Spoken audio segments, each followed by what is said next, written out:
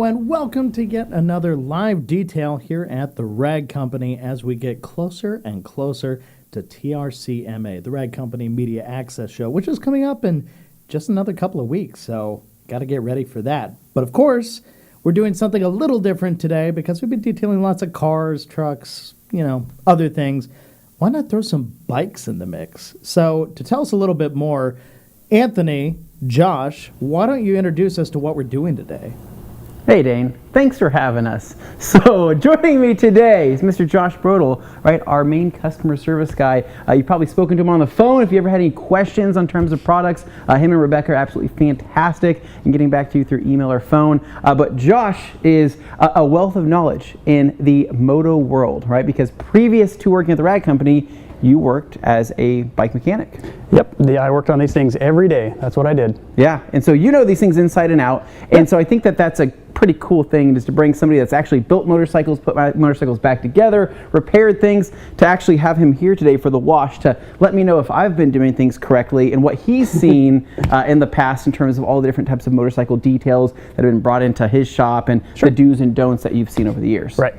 Cool. So Levi is out sick. He was going to be joining me today because he really wanted to jump on a cruiser that we have over there, the Honda Shadow, and he's like, man, he had the tattoos, he had everything that really fit the part, but he couldn't be joining us. So wish Levi well. Hopefully he gets better. He'll be back here soon, obviously before TRCMA. But like Dane said, all of this is in preparation of our one big major event of the year, major live event of the year, to where we'll be having multiple days of just insane detailing content every single day, a live feed from all of your friends over at Rupes, Lake Country, Buff and Shine, Flex, Rupes, the Rag Company, PNS, Coach Kemi, Detail Factory, G-Technic, Optimum.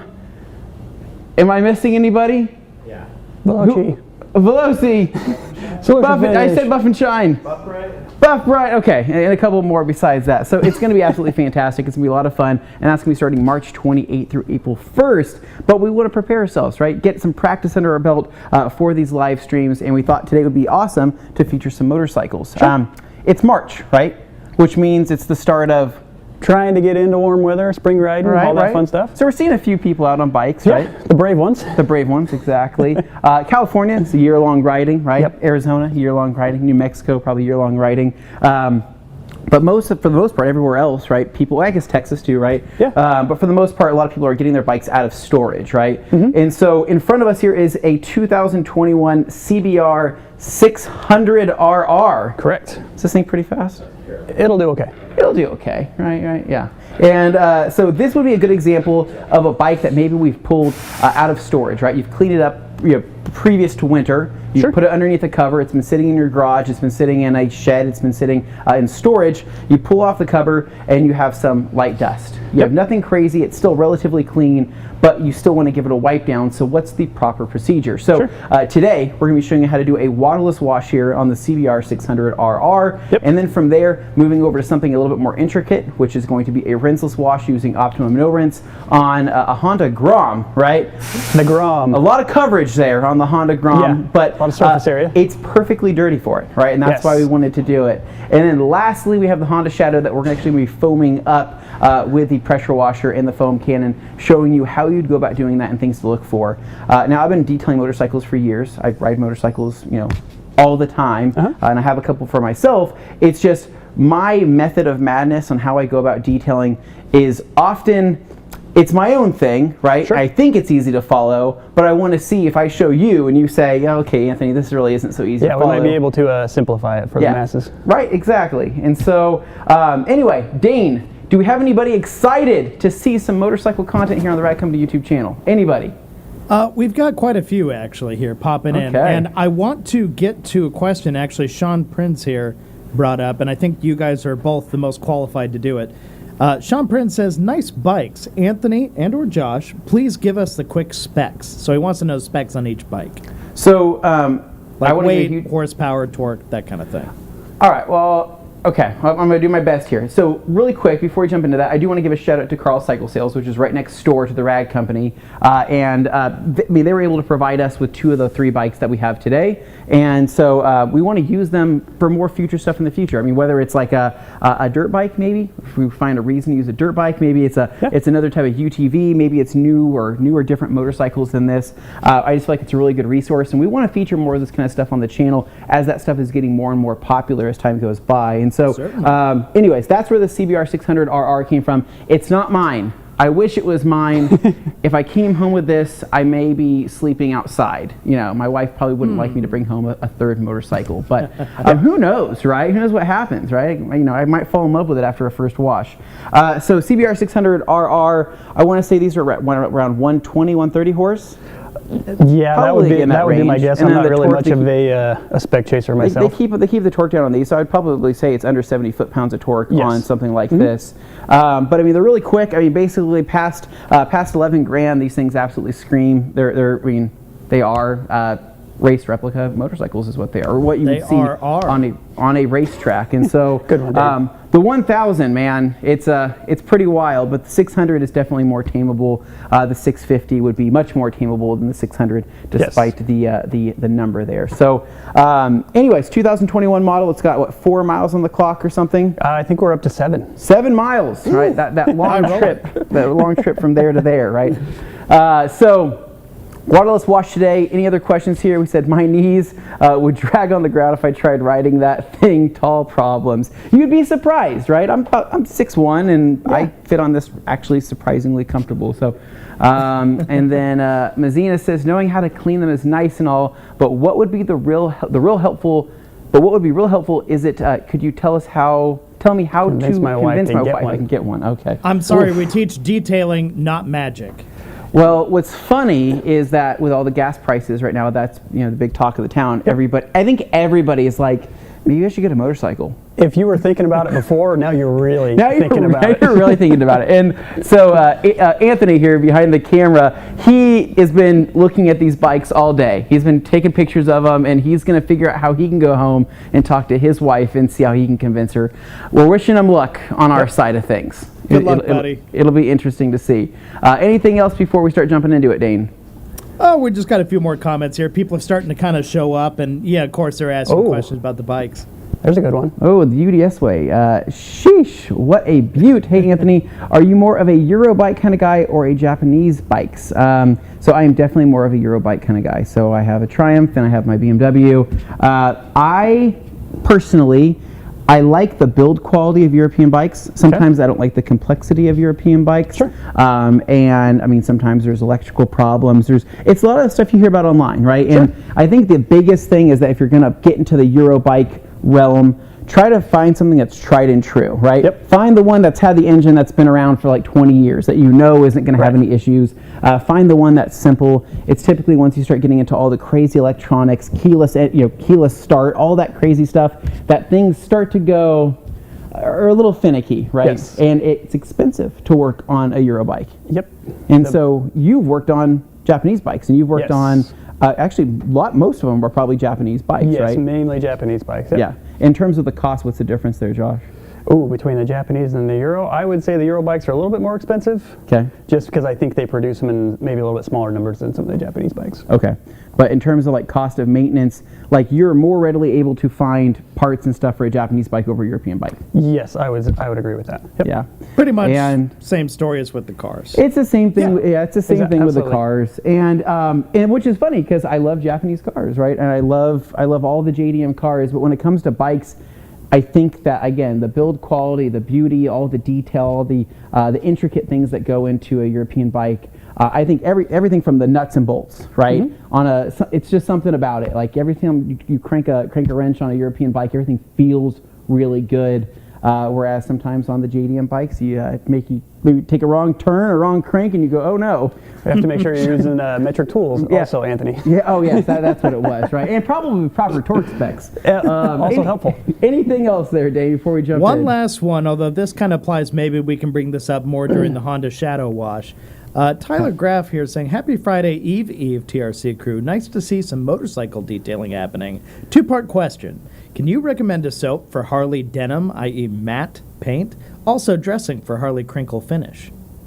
So in terms of a soap, I'm just going to recommend a pH balanced soap, or I'd probably use something like O&R. And so for O&R, you're going to see that wash here in just a little bit. Yep. That's going to be one of your best bets, man. And so while this waterless wash portion is going to be, you know, hopefully helpful for most people on just kind of quick cleanup and bringing it to storage, I think that the O&R rinseless portion that we're going to do next is going to be like the biggest takeaway. Like that is my tried and true wash method over there, and I really hope that a lot of people start implementing that kind of washing when it comes to bikes. And we're going to talk about chain cleaning, degreasing, and all of that too, along with that.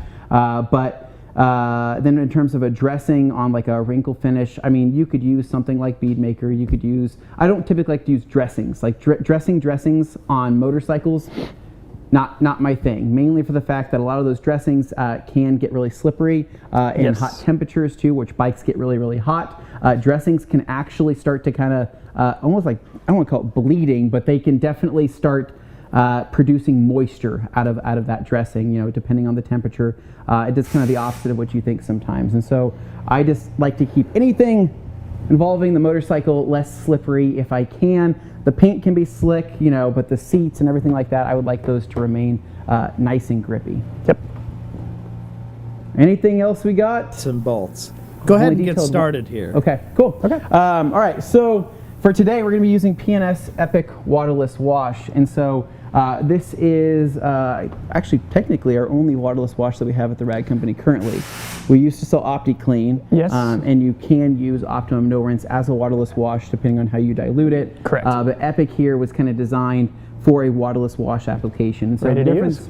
The difference between a waterless wash and a quick detailer is that the waterless wash is going to focus more on cleaning ability, right? Safely Whereas cleaning. a quick detailer is going to remove light dust, but it's also going to have some gloss agents in it. It's also going to have a little bit of protection. Sure. So with Epic, I thought this would be a good time to do this. The bike has some light dust on it, and we are kind of pretending this was just pulled out of storage, and we want to give it a quick wipe down. Now, a fully faired bike versus a not fully faired bike. What's the difference? Did I just say a lot of plastic. A lot of paint and plastic, right? So think of it kind of like an engine bay, right? You pop the hood on an engine bay, what do you see? Nowadays, a lot of plastic. A lot of plastic. And on all super sport bikes like this, you're going to see a lot of plastic. This is just how the bikes are designed. They're designed as race bikes. This is what you're going to see, which makes things really easy to clean. Sure. But when it comes to using, let's just say, a pressure washer or a hose, especially with hard water, we're going to get to the hard water subject in a little bit as well, but hard water, a lot of the hard water is going to get trapped behind these fairings. Yes. And into a lot of the cracks, right? And when you go to start up this bike and turn it on and everything gets nice and hot, what happens when you remove these plastics? You're greeted with water spots. Yes. And that's not fun, right? It's not ideal. And yeah, maybe you can't see it, right? Yeah. But in my head, I'm the kind of guy that says, I know it's there. I know those water spots are there. Under the plastics, I'll probably never remove. But, you know, it's just the thought. And so the plastics are there, obviously, for aero reasons, but they are also there because it makes the bike look pretty. It makes the bike look pretty. It covers a lot of that kind of stuff. For sure. Anyway, so getting into a waterless wash, what I like to typically do on a bike that just needs a simple wipe down, I did this actually, a month ago, I told you I went to go pick up my BMW. Exactly. I said I brought down a bottle of this. Same product. And a towel, and I said, I'm going to go clean my bike. And they say, well, what are you going to use? I said, I brought this, and I brought some towels. And they said, okay, well, have fun with that. Guy comes out and looks at it and goes, did you give this thing like a full detail? And I said, no, I just used this product and a couple towels. And he was like, no way. And it got rid of all the dust? And I said, yes. He's like, can you scratch it? No, I didn't scratch it. Like, I know what I'm doing. I think I know what I'm doing. So anyways, take on our Epic waterless wash here. For this one, we're using a Eagle Edgeless 500, and we're going to split this bike down in half. So I'm going to focus on the rear. Josh is going to focus on the front here. And so for this, I like to use my towels right when they're the most fresh. When they're the most fresh on all of the major things that your eyes are drawn to first, right? First things I see when I look at a bike, I see the tank. I see the front fairing. I see the windscreen. I see the side fairings. And I see the rear. All painted parts are something I like to tackle first, and then I'm going to start working my way down. And in this process of using a waterless wash, you're going to have multiple towels in which you can choose to demote or simply set aside. So while we're going to go over all the paintwork here first for the Eagle Edgeless 500s and Epic, we're going to go over that first, and then we're going to examine our towels. How do they look? Are they in good enough shape to keep going? Yep. Yes? Let's keep going. Do we need to set them aside? We set them aside. And then, of course, lastly, the last thing I like to touch up on a bike is going to be the wheels. Yep. So, all right, I'm going to give my stuff a spray up top here. And don't be afraid to use quite a bit of this stuff. I think a lot of people get kind of freaked out when it comes to waterless washes, and they think, well, I don't want to douse too much of it. Trust me, guys, you can't really overuse this stuff. Just throw it on, and again, you'll notice I did not focus on spraying the seat. So that's something where Epic will still have some slickness to it. And the only reason why I'm telling people not to spray the seat is because really I don't want to be liable if you were to Starsky and Hutch off this motorcycle when you're hitting triple digits. And so just keep that in mind, right? When it comes to seat cleaning, a product that I like to use is Express. Sure. So I take Express, take my Detail Factory brush, and start giving it a wipe. So for this, we're going to start making single passes with our towel. So going through, taking a wipe, taking a look at the towel, flipping it around, saying, okay, that looks pretty good still, not pulling up too much dirt, not pulling up too much dust, and focusing again on all those painted areas. Then from there, flip my towel over and start working back and forth. And what's nice is this stuff is going to add some slickness, which is nice, but it's also going to add just a nice clean, I don't know, kind of a clean scent. It is a clean scent. It does have a nice clean smell. It's a nice clean smell to it. Kind of go over my seat. Now, the reason why I'm using the Eagle Edgeless today is because it has longer fibers. The longer fibers are able to get into more intricate areas. I wouldn't use something like short pile, like a 245, a 365. I think a Creature Edgeless you could probably get away with. It's just when you're looking at a bike, you have panel gaps, right, going through the entire bike, right? You have panel gaps here, panel gaps here, panel gaps here, all around this. And so on a motorcycle, especially after a long trip, you're gonna find dirt in places that you didn't even think dirt could get into. Or you're gonna find bug splatters in places that you didn't even think they could get into. And I mean, I've had bugs in my pockets, right? I've had a pocket open and I've reached into my pocket and been like, oh my God, that's a full butterfly. It's an entire butterfly in my pocket. So you'll find bugs, dirt, grime, all sorts of stuff everywhere. So using something that's longer pile, that's soft, is going to be able to do that. So I'm sorry if I missed it, but who is this guy with Anthony? This is Josh Brodel. This is our customer service. This is our guy that you probably talked to on the phone. Cameron, I think you literally have talked to Josh on the phone. It's a possibility. I talked to a lot of people. Well, he asked me yesterday, he asked me a question. I said, I think you're going to have to reach out to Josh. And he goes, oh, okay, all right. Sure. So Cameron, I think you probably have talked to him. The steaming setup is superb, but the bike is too clean.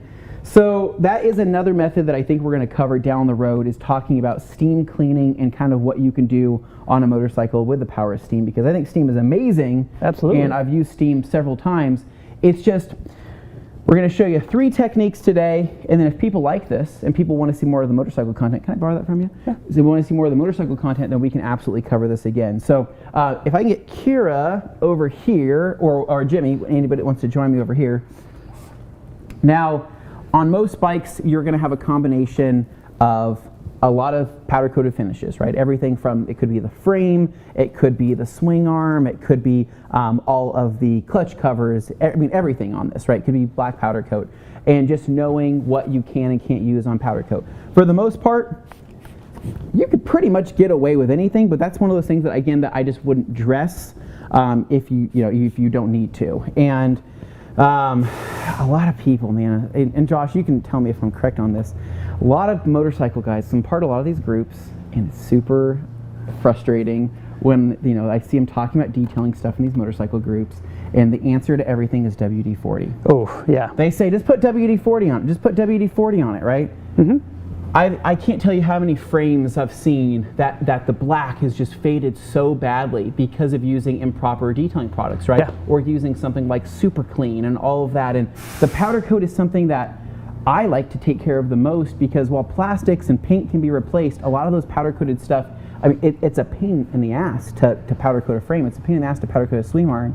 So while you can take care of those things and add things that maybe add a little bit of protection, but don't necessarily degrade the look or add something that's too shiny, would be the way I would go. So something like this waterless wash is totally fine. Yep. I got we always recommend, you know, product specific for detailing. I mean, if WD-40 can lube the hinges on the door at your house, would you want to spray it on your motorcycle? Yeah. Not necessarily. Well, and that's just, some people they say, well, I'm old school. I use Dawn dish soap to wash my motorcycle. Sure. And it's funny because those same guys, and I say, okay, let's show me a picture of your motorcycle, right? And the thing is in rough shape. Yeah. And they say it looks awesome. Yep. Okay, if it works for them and they're happy with it, sure. But don't diss me for saying, hey, I'm using multiple products when I know that my bike looks better than yours, right? You may not be able to see the things that I can see, but I can. And so I am super meticulous when it comes to swirls and scratches on a tank. I'm super meticulous on all that kind of stuff. And so, but some people don't care, right? And the big thing is that when they go to the spray and pay, right? And they go down there and they foam up their bike or they would do whatever, and then they take the brush that you should never use on anything. The brush that's not even good for floor mats. Then they take that brush to their motorcycle. And it kills me. Dude, it kills me. I've seen it like all the time. There was a guy in one of these motorcycle groups I'm in that's local, just bought a brand new Ducati, right? It's a Ducati V2. And took it down to, I don't know, one of the car washes around here, and he's like, first washed for my baby, right? And I see him scrubbing the Ducati with the brush, and I go, don't do it. You have done more damage in the 2 days you've had this bike than you would have done in years of normal washing with good products. Right. And so, I don't know. I just... You can't win everybody over, man. It is what it is. It is what it is. So going through, wiping everything down. Again, me and Josh have kind of been checking out our towels, looking at them, and we're working from top to bottom, the same way that you would with a car. So we're working from the cleanest area, which would hopefully be the tank, all the way down to the lower fairings. Now I'm going to be swapping out my towel. Have you swapped out yours? I swapped mine already. Okay. So I'm going to be swapping mine out for a new towel. I'm going to knock out a couple more of these plastics back here around the swing arm. Do you have anything left for you?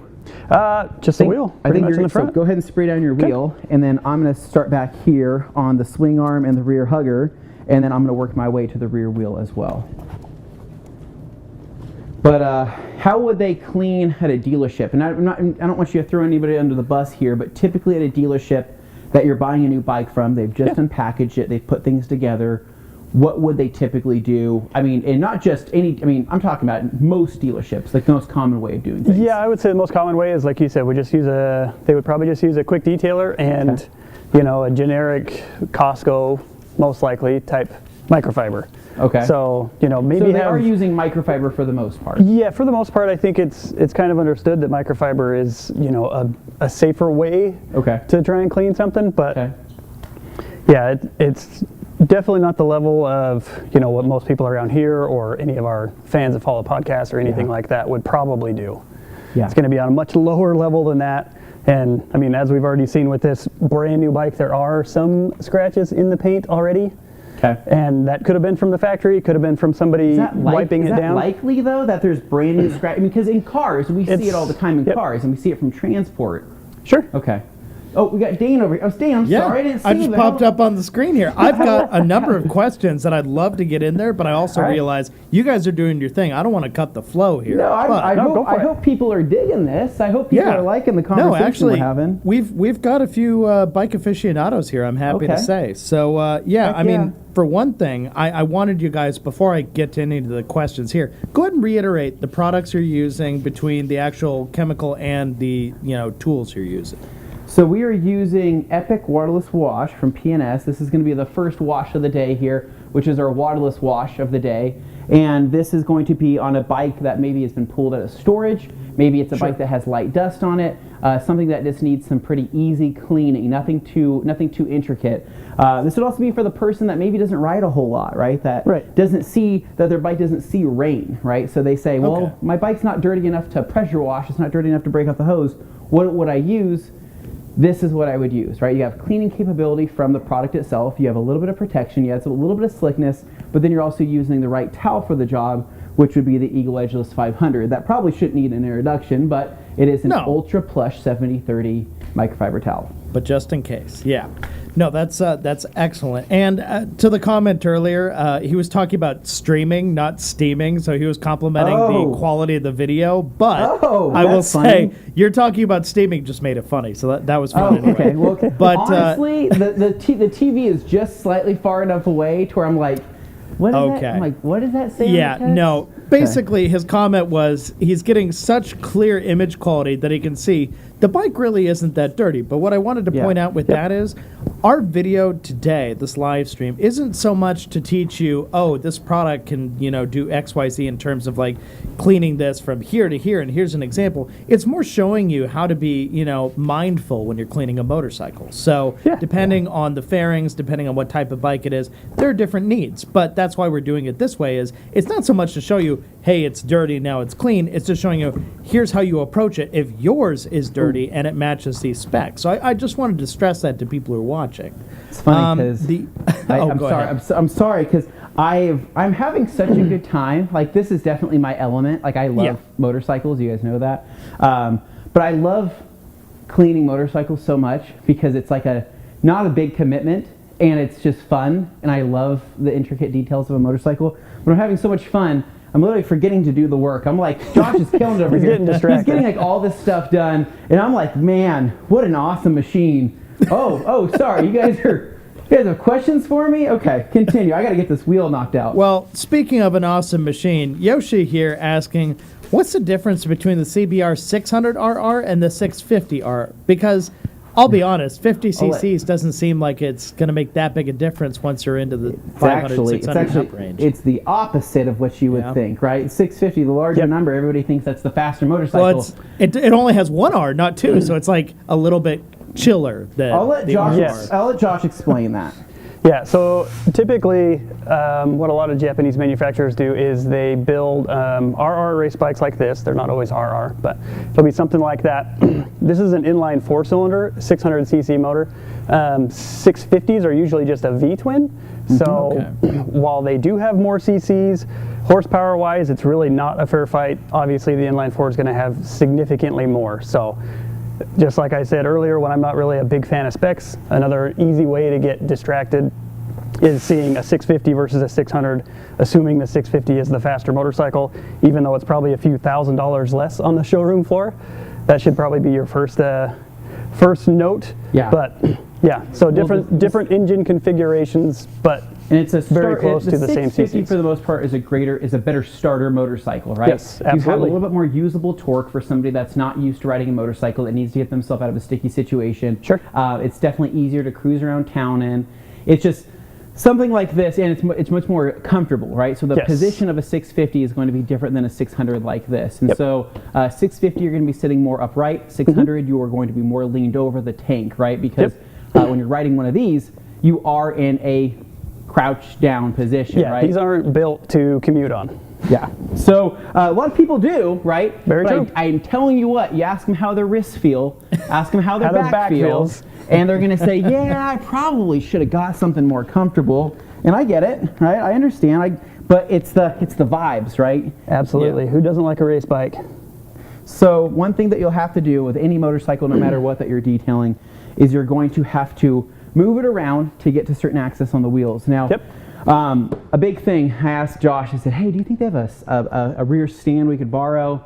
We didn't have enough time today to go to rear stand. Forgot to do that. But a rear stand would prop up the rear wheel, and that's going to be something that you can get to the entire wheel, right? It's also going to be great for chain cleaning and chain waxing as well. And so a rear stand is something that I probably couldn't live without. The unfortunate part about a rear stand, especially if you're a detailer and you don't own a bike, but you're detailing bikes, you would have to buy like 5 different rear stands because every bike is different, right? There's single-sided swing arms, there's normal swing arms, and there's certain bikes that need a middle stand that can't be lifted up by the rear wheel, and then there's also different types of driven bikes, right? Whether it's a chain-driven, shaft-driven, belt-driven, and so with that said, you may not always be doing a chain cleaning. You may not always be doing a chain waxing. Right. And so you don't need a rear stand. You don't need it. You can obviously move the bike around, but it's one of those things that a bike just feels really planted on a rear stand. And if you're doing it a lot, obviously, it's one of those things, just like anything else, is it worth the investment? Is it worth the investment? Exactly. So I'm going to wheel this back here just a little bit. Sure. Now, the other big thing, too, is that when it comes to motorcycles, moving a bike around a shop, especially in a detailing situation, you brought a bike in, you want to be careful. I can't tell you how many people I know that have dropped a motorcycle because they didn't realize that the bike was so light, right? Mm-hmm. They didn't realize that the bike could tip over with one small push of the side stand. So for example, right, bike's on the side stand right now, all I have to do is push it forward and the side stand could kick up, right? Yep. And so make sure it's down. It is down, but a lot of people drop bikes, and it's a lot of garage drops, shop drops that just happen just because people are unaware of how easy it is to kick up a side stand. And so while that shot's on, it'll show you here, side stand up, then kicking it down, side stand down. So it's lightweight. So I mean, when I was over there, I mean, we handle bikes professionally, but we're all human. Like, it can easily happen. Yeah, it can happen. Once in a while it does happen. It's an unfortunate situation, but it just goes to show you always have to be on top of it. You always have to know where your side stand is, whether it's up or down. Well, and that's why the rear stand thing, I'm a fan of it because I don't know, I feel much more confident when a bike's on a rear stand and I'm cleaning and I'm detailing versus being on its side stand, moving things around, because I've also had it on floors, right, where I've cleaned something and it's slippery, right? Yes. And I'll go to be moving a bike around, my foot slips out from me. Yep. Holy crap, you will never know how strong you are in life until you have a bike leaning on you and you're you're supporting all of the weight of it. Supporting all the weight. Yep. All right, Dan, you got something for us? All right. So you guys are making pretty quick work of this, but I have a number of questions that I want to make sure we get to before we go moving on to the next subject or something. So let me just kind of power through a few of these, and you just answer as we go along. Go ahead and read the screen if it's easier for you. Okay. So I actually had a really good one here from Cynthia that just popped up. I'll go ahead and put that up first.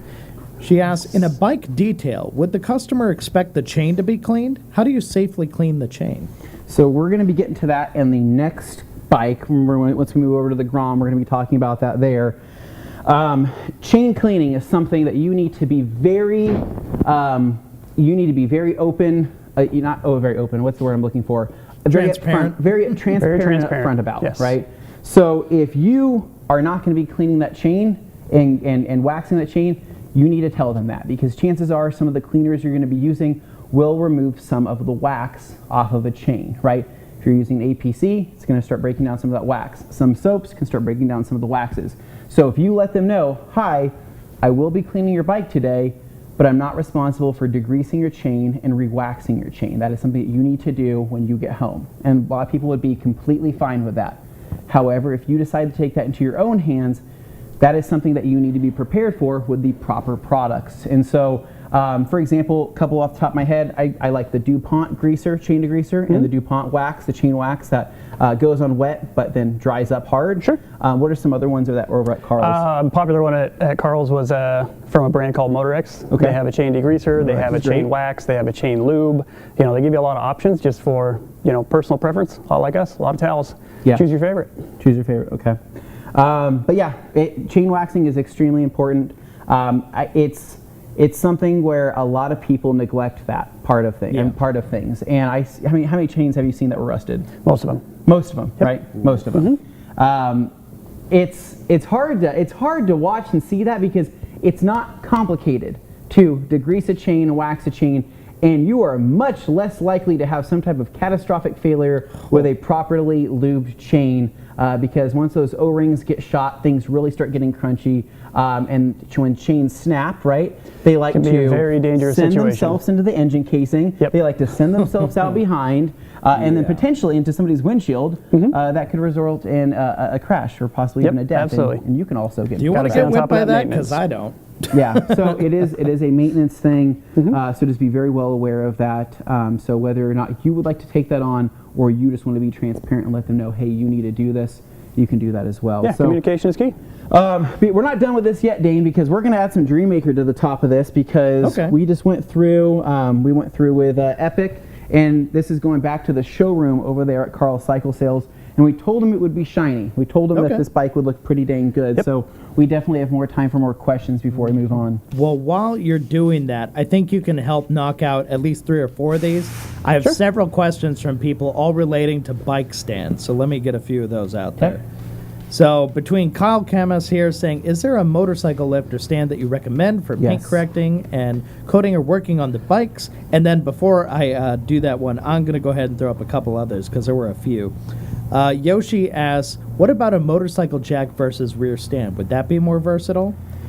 And then Perez here is the last one I'll put up. Do y'all recommend a specific stand? This has been an issue with us detailing a bike.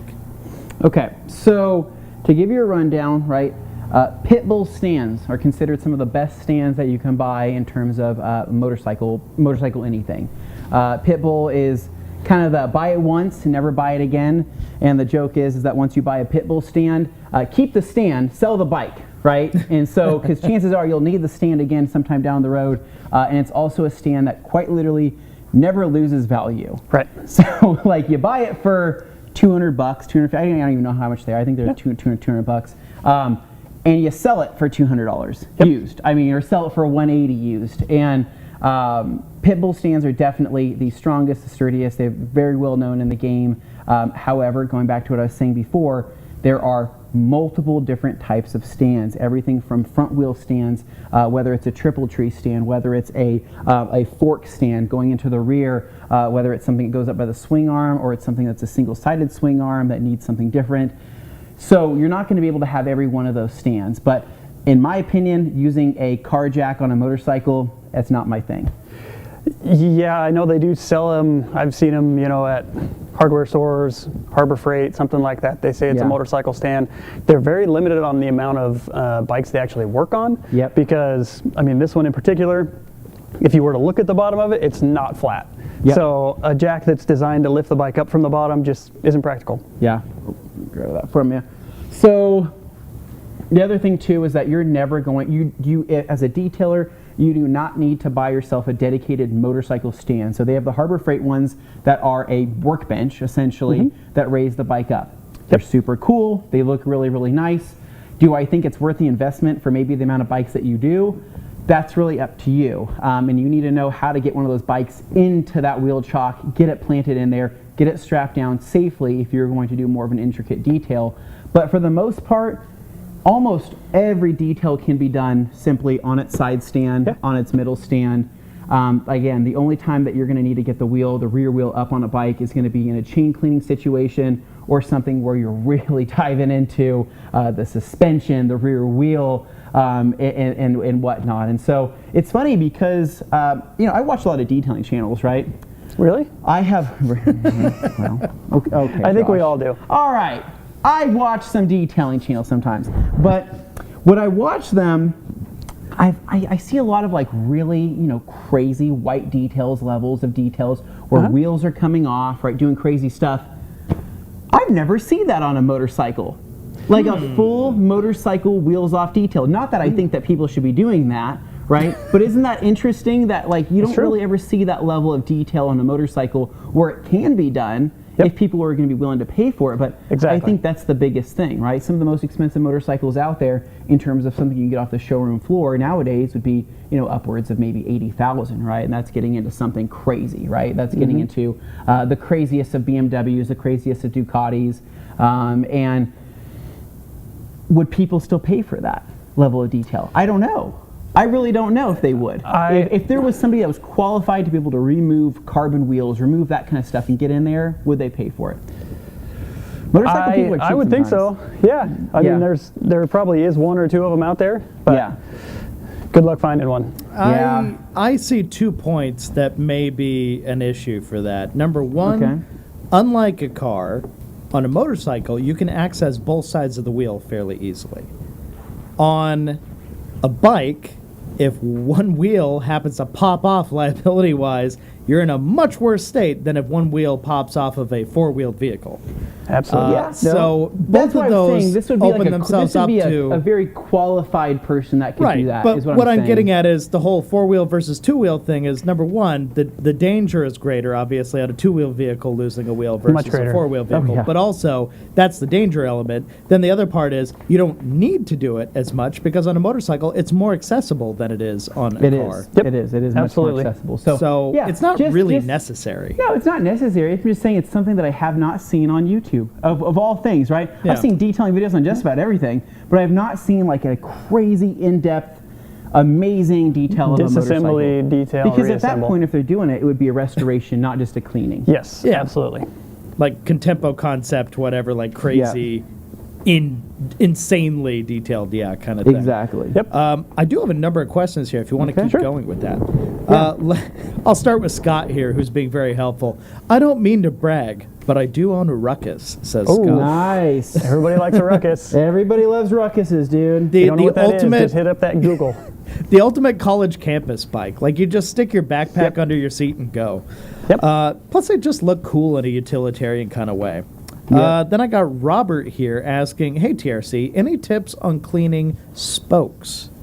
My tip, just block out a lot of time. It takes a while. So my new bike, my BMW has spoked wheels, right? Loved it. I loved the idea of it, right? Said, oh, badass, man, spoked wheels. That looks so cool, right? Holy crap, man, that is like like Josh quick. says, man, block out time. So what I typically do, I take the Minx Royales, the microfiber towels that we have that we're going to show you here on the Grom here in just a little bit, and that is my spoked wheel cleaning towel because I just shove it in and just kind of move it around until things happen. Works. Yeah, Sure. it is that, or you could use a wheel brush, you can use something like a barrel brush. It's just spoked wheels suck, dude. Spoked wheel sucks. One tip I will give people, this is probably Anthony level cleaning, but I used to actually take the cheap like knit gloves you would buy during the winter, right? Yeah. From the gas station or whatever. Take some of those and take some metal polish, rub it all over the fingertips and the thumbs, and actually just go up and down each spoke all the way around. Hey, that I works. love that. That's a great idea. Absolutely. I've got Noah here asking, how do I get an official Rag Company wash bucket? Now, Noah, just so you know, we actually sell the stickers to put on whatever bucket you want as their own separate thing. You can certainly pick that up. If you want a bucket itself, though, Josh, what are they supposed to do? We usually just tell people, hit up your local hardware store, Home Depot, Lowe's, something like that. I mean, buckets are pretty much buckets. We can, we have upgraded to some Yeti buckets, which we've found are really good for doing those wintertime waterless washes. Yeah. Keep it warm water around a little bit longer for you. But grab a bucket and then just order some stickers from us. Yeah, exactly. That makes it official. So really quick too, on top of this, so we didn't really talk too much about the instrument cluster, everything up here. That would be the same situation, right? Cleaning that off. Sure. Typically on an instrument cluster on a motorcycle, it is going to be that same fragile, delicate material that you're going to find within your vehicle, right? Extremely. So it's an easy to scratch plastic, very easy to scratch. So the second an instrument cluster is scratched on a bike, good luck, right? You're going to have to either try to polish it out, but for the most part, those scratches they're in there, man. So try to be careful around that. Use delicate towels, use good cleaning products.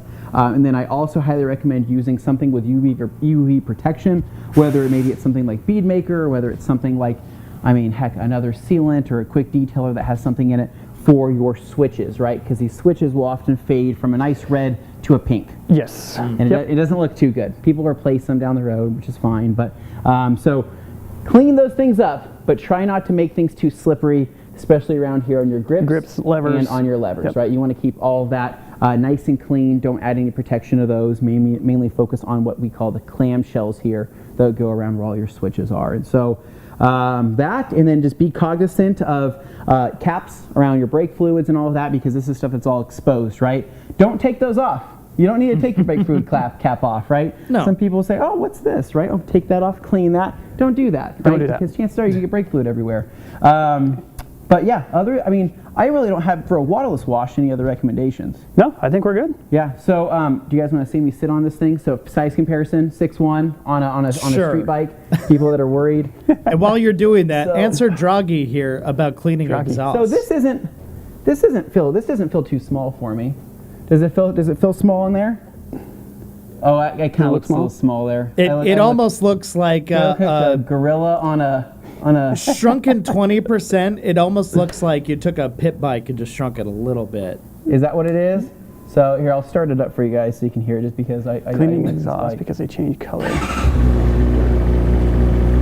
Oh yeah, cool bike, right?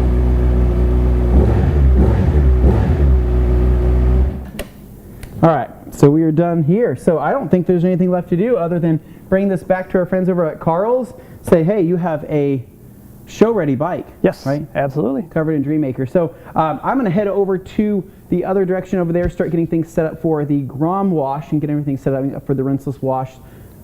So yeah, I'm going to follow Jimmy over this way. All right, Anthony. So what Draghi here is asking, what's your advice for cleaning exhausts? Exhausts. They do change color. Some of them are hard to, difficult to reach, especially on the CBR that we were just looking at. You're really not going to have a lot of access to any of the exhaust parts except maybe the muffler. Definitely depends on the material that the exhaust is made of. A lot of them have a bunch of heat shields. Could be plastic, could be aluminum. Number one rule is just always do it when it's cold. You never want to touch any of those parts when they're hot, because they do get extremely hot, and if anything gets burned on them, they're even harder to clean at that point. Well, and I think he's probably concerned about like dirt that gets burnt into the surface there, that kind of stuff where it just bakes in. Yeah, very, very hard to remove. Me personally, I take a little bit of steel wool just to try and even out the finish in between, but keeping up on it, it's like anything else. Maintenance, try and keep them from any of those stains getting too deep. And while you're at it, Joey here is asking, do you use anything specific to clean or protect helmets? Because I know, Josh, you spent enough time around him, you probably had some go-tos. I would use basically the same products we're using here, you know, a quick detailer or a waterless wash, depending on how dirty your helmet is. Me, I used to race motocross. Helmets get very muddy. They would get pressure washed just like everything else.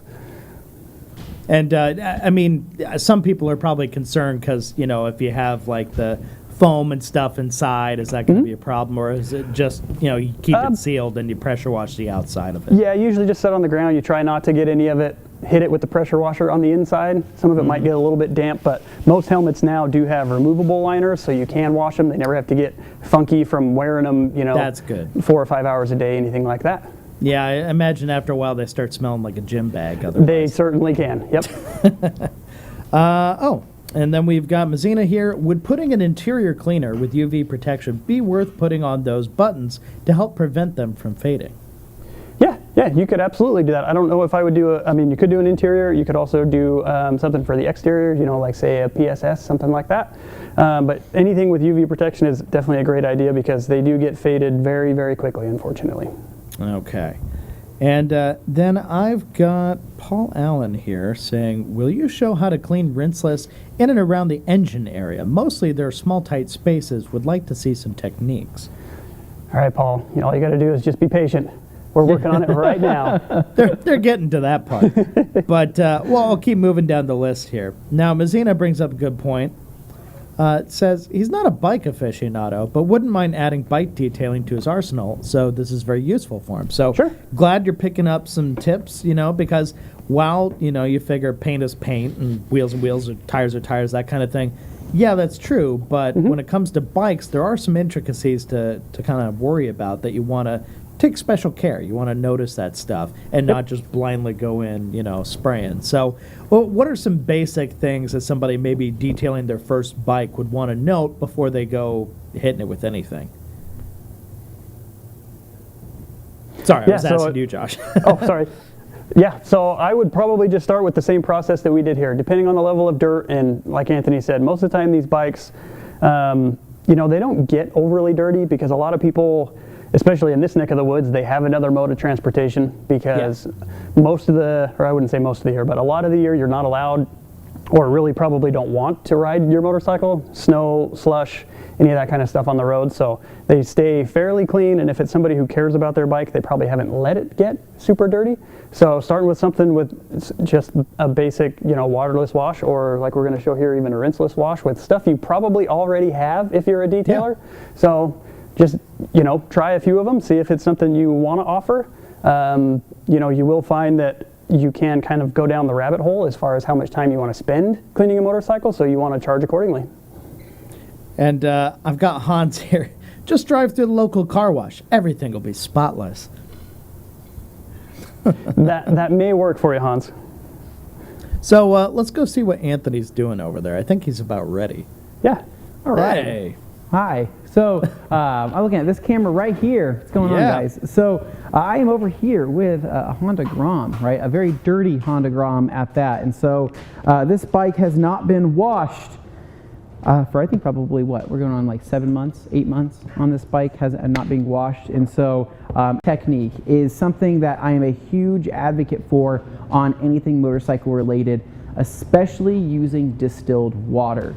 Now, we didn't really touch up on the whole talk of hard water too much over there, but that's why I wanted to save it for this conversation right now. So hard water is a nightmare on motorcycles, a nightmare.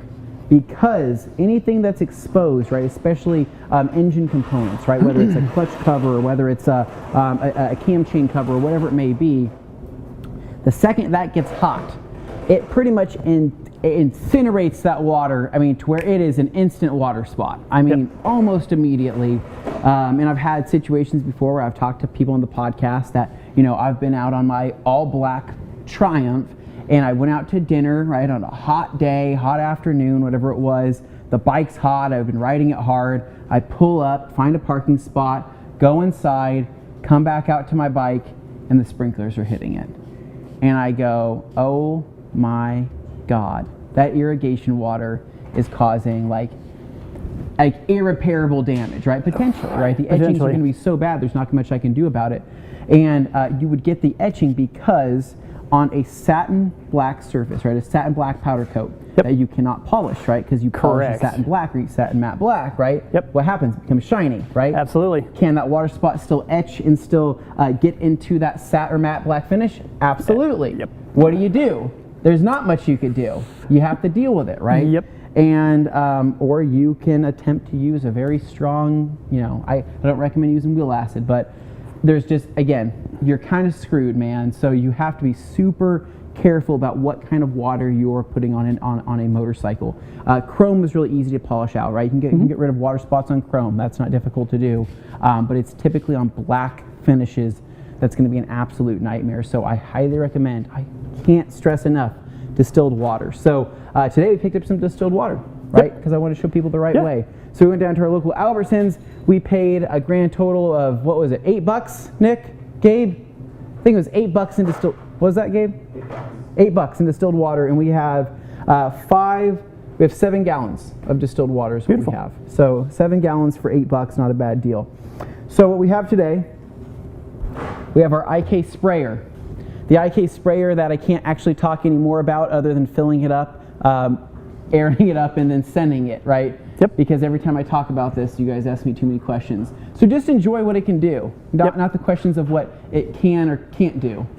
Right? We don't need to go down that road. Yeah, we don't need to go down that road. So for this, right, we're going to be dumping 2 gallons of distilled water into this IK sprayer here. So opening this up, popping off this lid, getting ourselves adjusted, and then you guys can tell I've done this before, right? Because this is what I do all the time. So inside the IK sprayer, or let's just say you're using a bug sprayer, right? You're going to be using 2 gallons total, and so you don't need more than 2 gallons for any size motorcycle, whether it's big or small. Throw that aside, like a bartender.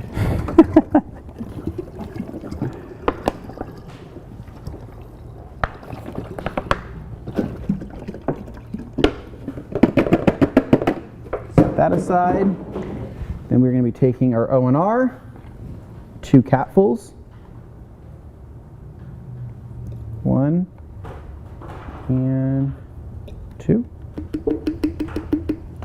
Now, the beauty of distilled water in O&R is that it supercharges. I mean, seriously, distilled water in O&R, the slickness is there. I feel like it just has a better feel. I feel like I have like the sense of knowing that if that water were to evaporate, right, regardless of O&R being in it, that I truly will not be left with a water spot, right? Because O&R has water softening abilities on its own, but with distilled water, it's like, it's amazing. It's maxed out, right? It can't get any better than that. And so, for that, we are going to grab our handle over here. And Josh, I'm going to have you take this over to our wash bay off of camera and go and air this up for me with the Schrader valve. Give that a shake on the way over there and get that aired up for me, please. Okay, so what are we left with? We're going to be doing a 1 bucket wash, and this 1 bucket wash is kind of the method of my madness here, because you're going to be seeing me kind of go through multiple different wash medias in efforts to clean this up. You're also utilizing a detail factory brush and even some Green Star to get some of this stuff agitated. And so, anyways, taking my bucket here. Any questions so far, Dane, before I start filling this up? Alex Dewar is loving the motorcycle content. Thank you, Mr. Grand Ambassador of the Year. Can't wait to see you here in just a couple weeks. And I got Phil and Van Boeven here. Okay. Saying, I've found motorists seem to be aware of ceramic coatings. However, they freak out at the price of doing a ceramic job. They do not understand how long it takes to prep and polish a bike. They figure just because it's small, it doesn't take a long time. It does. Oh, geez. It does in fact take a long time. It's difficult because, you know, in all the motorcycle details I've done in the past, I could do the bare minimum and people would be very happy because it's better than what they could do, right? Yep. And I've also done some pretty insane stuff. And I think one guy that I did a motorcycle detail for was not upset, but he was wondering why I couldn't get the scratches out of the windscreen, right? He said, hey, the plastic, there's still swirls in there. Hey, you know, how do you get that out?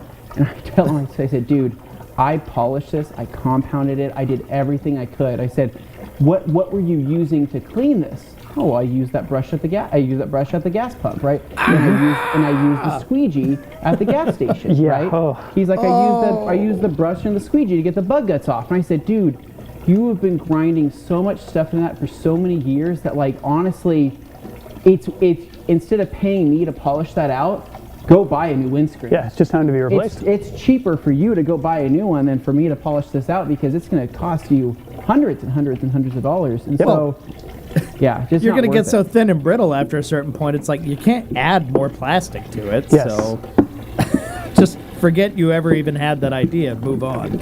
I need to figure out how to take this dang thing. It's like it is such a slow pour on this. Josh, is there another one of these, or is there a razor blade anywhere? You can cut this thing open. Jimmy's got another thing distilled over there. We might use a razor blade because normally when I crank these things off, I'm using a knife of some sort. Now, Extra Rice Please says, would you use O&R wash method on a ceramic coated vehicle? Absolutely. Absolutely. 100%. No, like that's not even a... I wouldn't give it a second thought. That's not even a thought. hard question. That's an easy question. And then I've got Adam here. Yeah, What's up, guys? Excited for the motorcycle wash. Anthony, where do I get some sweet EDM tunes like you guys use for the TRCMA Spotlight? Well, I think Nick is the one, or Anthony Blaine put that together, right? Yeah, Anthony Blaine put that together, and so someone can write it in the comments. Where do we get our tunes from, Dane? We often use, say, like Soundstripe or one of those kind of like copyright-free deals. What's that, Nick? Epidemic Sound in this case. So yeah, no, you can pull it from Epidemic Sound. Then you can probably look in like their EDM categories. You can search by instrument. What's that? Oh, pour it and then just pop a vent hole in it. That's what I was thinking about doing, is just popping a vent hole in it or just cutting out the whole Usually distilled water does not put up this much of a fight, people. No. Then I got Paul Allen here saying, just get popular around Harley guys and detail their bikes. No need for too many stands, and there's always work. Yeah, no, that's true. Yep. Sometimes Not wrong. Sometimes Harley guys are willing to spend the money, right? Because some of these Harley riders, I mean, especially the ones that have Harleys money. aren't cheap.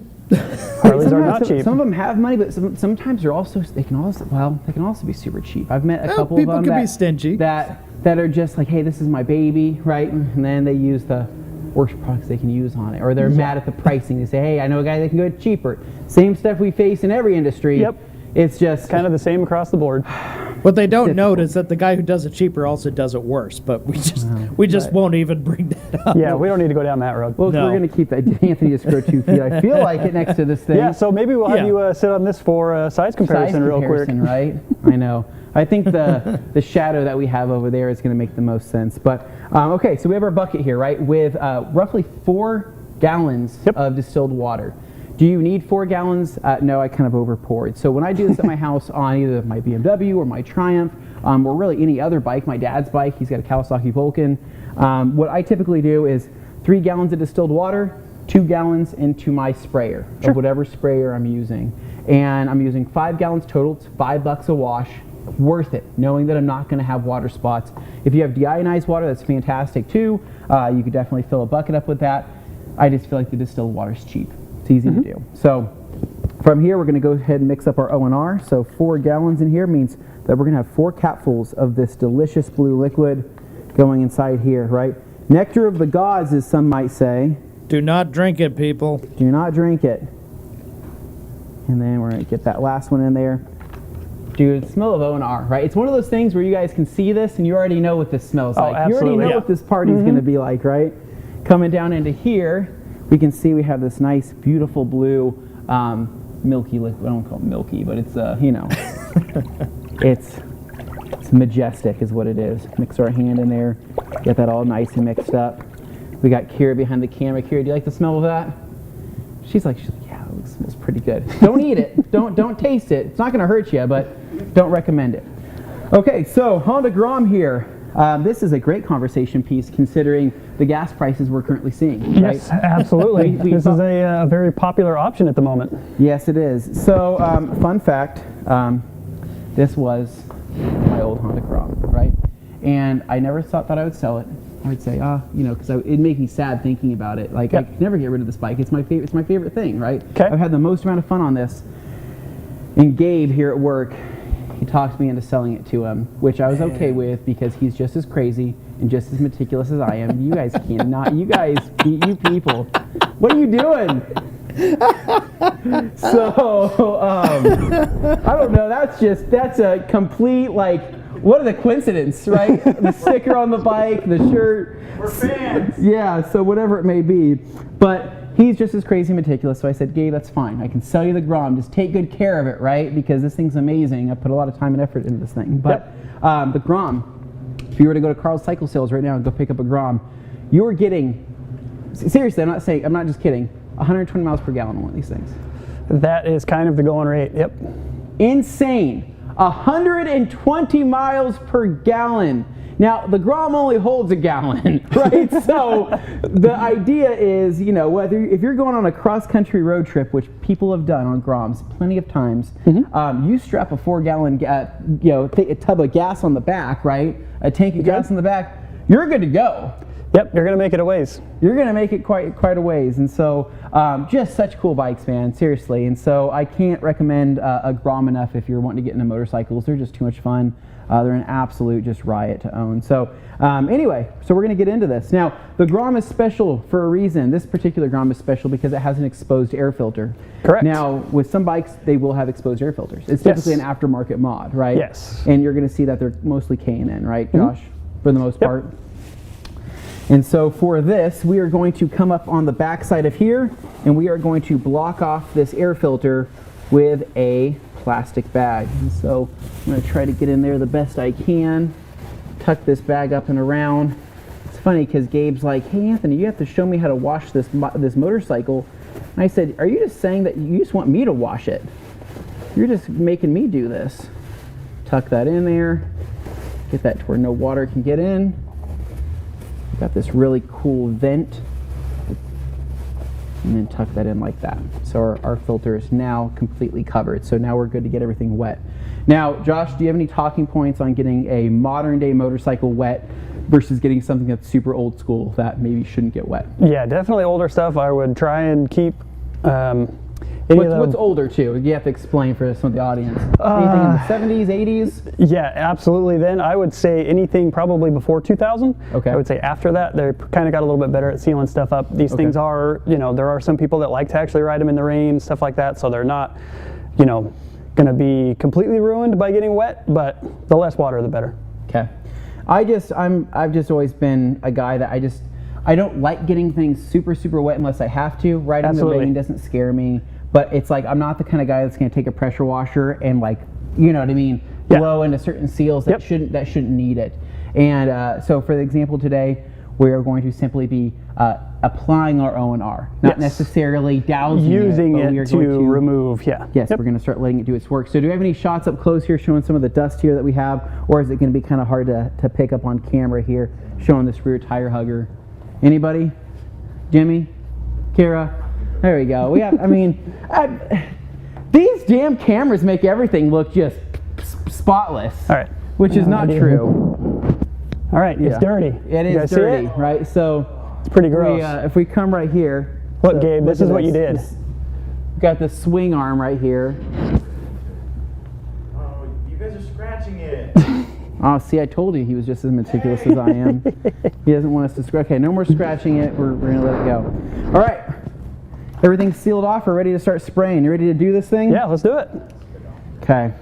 Jimmy, you ready for this? Oh, he's showing the dirt? Okay, that's good. All right. The IK sprayer that you guys have no questions about. Just admire. Just admire it. It's like, what's that doing? It's spraying out liquid. What? It is? That's weird. How are we looking on questions, Dane? I had a question that I wanted to ask here. I don't know if you guys can hear me. We've been turning my mic on and off based on relevance here, but I wanted to ask a question because I swear I'm looking at the back there. Is that an Olin suspension on that Grom?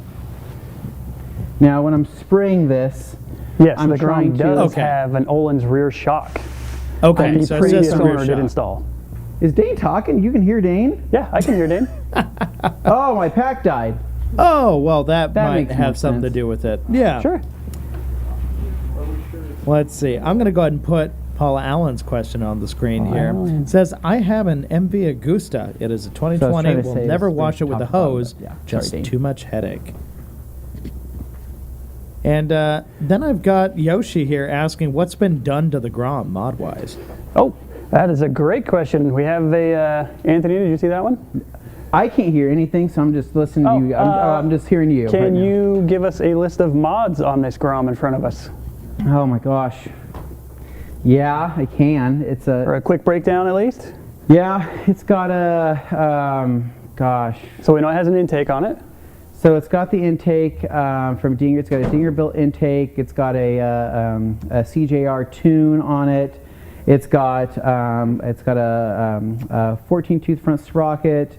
It's got a Renthal gold chain, or I think it's a Renthal gold chain. We got batteries for that. We have a Zoom Brood exhaust on it. We have the TST frame sliders, Olin's rear shock on it. It's got EVC pads on it. It has, Pro Taper handlebars. It's got the, I can't remember, the cowl mirrors on it. It's got LED turn signals, it looks like, and a really nice looking headlight that we were talking about the other day. TDM headlight on it. It's got a rear LED turn signals with a flush mount on a Motodemic fender eliminator. Gosh, there's more stuff. I know there's more stuff on this. So it's pretty modified compared to a stock Grom. It is. It's just the only thing. It's never the engine's never been opened up, and so the engine. Okay. Well, because when Dinger built the intake, the intake guy was making these intakes, he had referred me to a guy named Cameron Jones, who does all the tuning, and he had asked me, hey, would you like to test out your setup using your exhaust in this tune to see what kind of power it's able to make and how fast it is? And so I said, more than happy to. So we basically threw on this relatively custom tune on this bike with a different ECU. So I had to get a different ECU. It's the same. It's an OEM ECU. It's just reflashed by him. So sure. Plugged and played everything. Made sure everything worked together because I had a standalone ECU unit that I was going to put in did not work out for what I was wanting to do, right? So I had to go with an OEM ECU with a different flash on it. And this is the fastest 125cc Grom that was in the valley. So I was keeping up with the big bore guys that were like 175s or 185s, and they were like, what did you feed that thing, right? Because it's running on, because it went from being running 87 octane to where now it runs only premium. Sure. And so he tuned it. He said, hey, if you can ever throw 93 in or octane booster, he's like, you're going to get the most bang out of it, but 91 will do the job. And so these 185 guys were like, what kind of demon 125cc Grom is this thing? It's freaking powerful. And I said, dude, it's this crazy tune I have, and it's got some killer deceleration pops on it and whatnot. So that's why I told Gabe when he got it, I said, this Grom is much faster than a normal Grom if you were to go to the store. Sure. Paul's got a great question here. Is it possible that the mods were more expensive than the base of the bike? Absolutely. 100%. That's the best part about buying a small bike. And then, the Michelin. I know a lot of cars like that. The Michelin Power Pures were also really nice too on this bike. And so this bike, back in the day when they had the 2013 and 2015 Groms, they came with Enki wheels.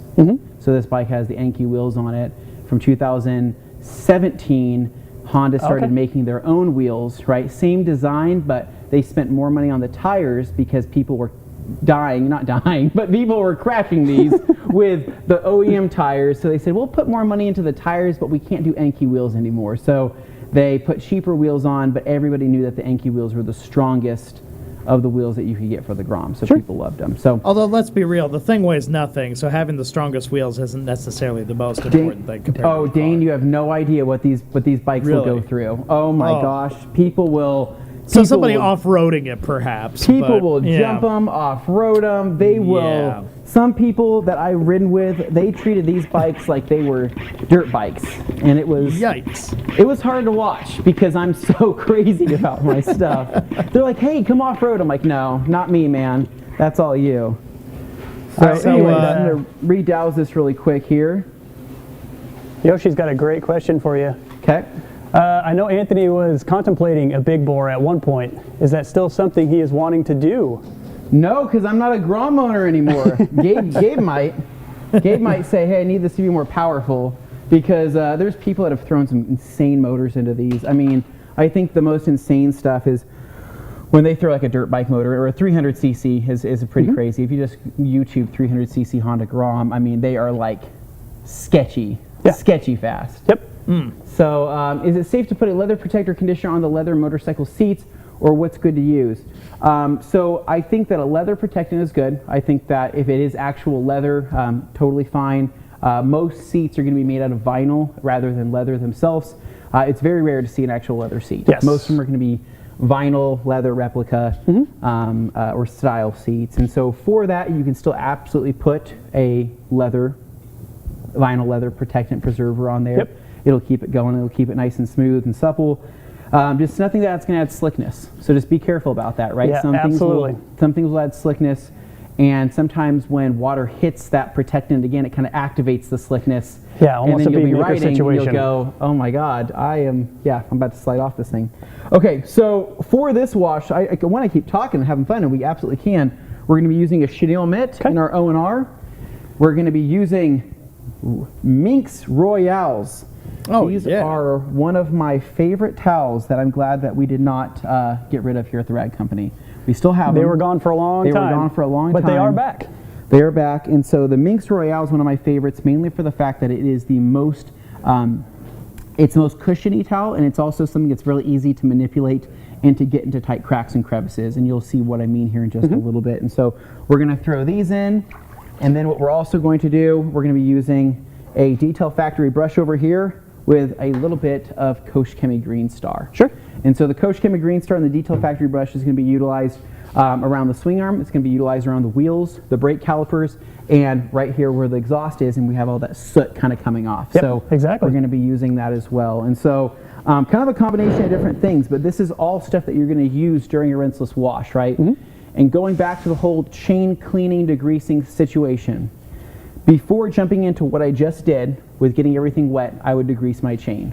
because what's going to happen is right after I degrease my chain and I get everything off of it and I do a rinseless wash, it's going to help dilute any of that leftover chain degreaser. It's going to get that nice and back to neutral and cleaned off again. Not that chain degreaser is necessarily super harmful. It's just something I don't like sitting on the surface for too long anyway.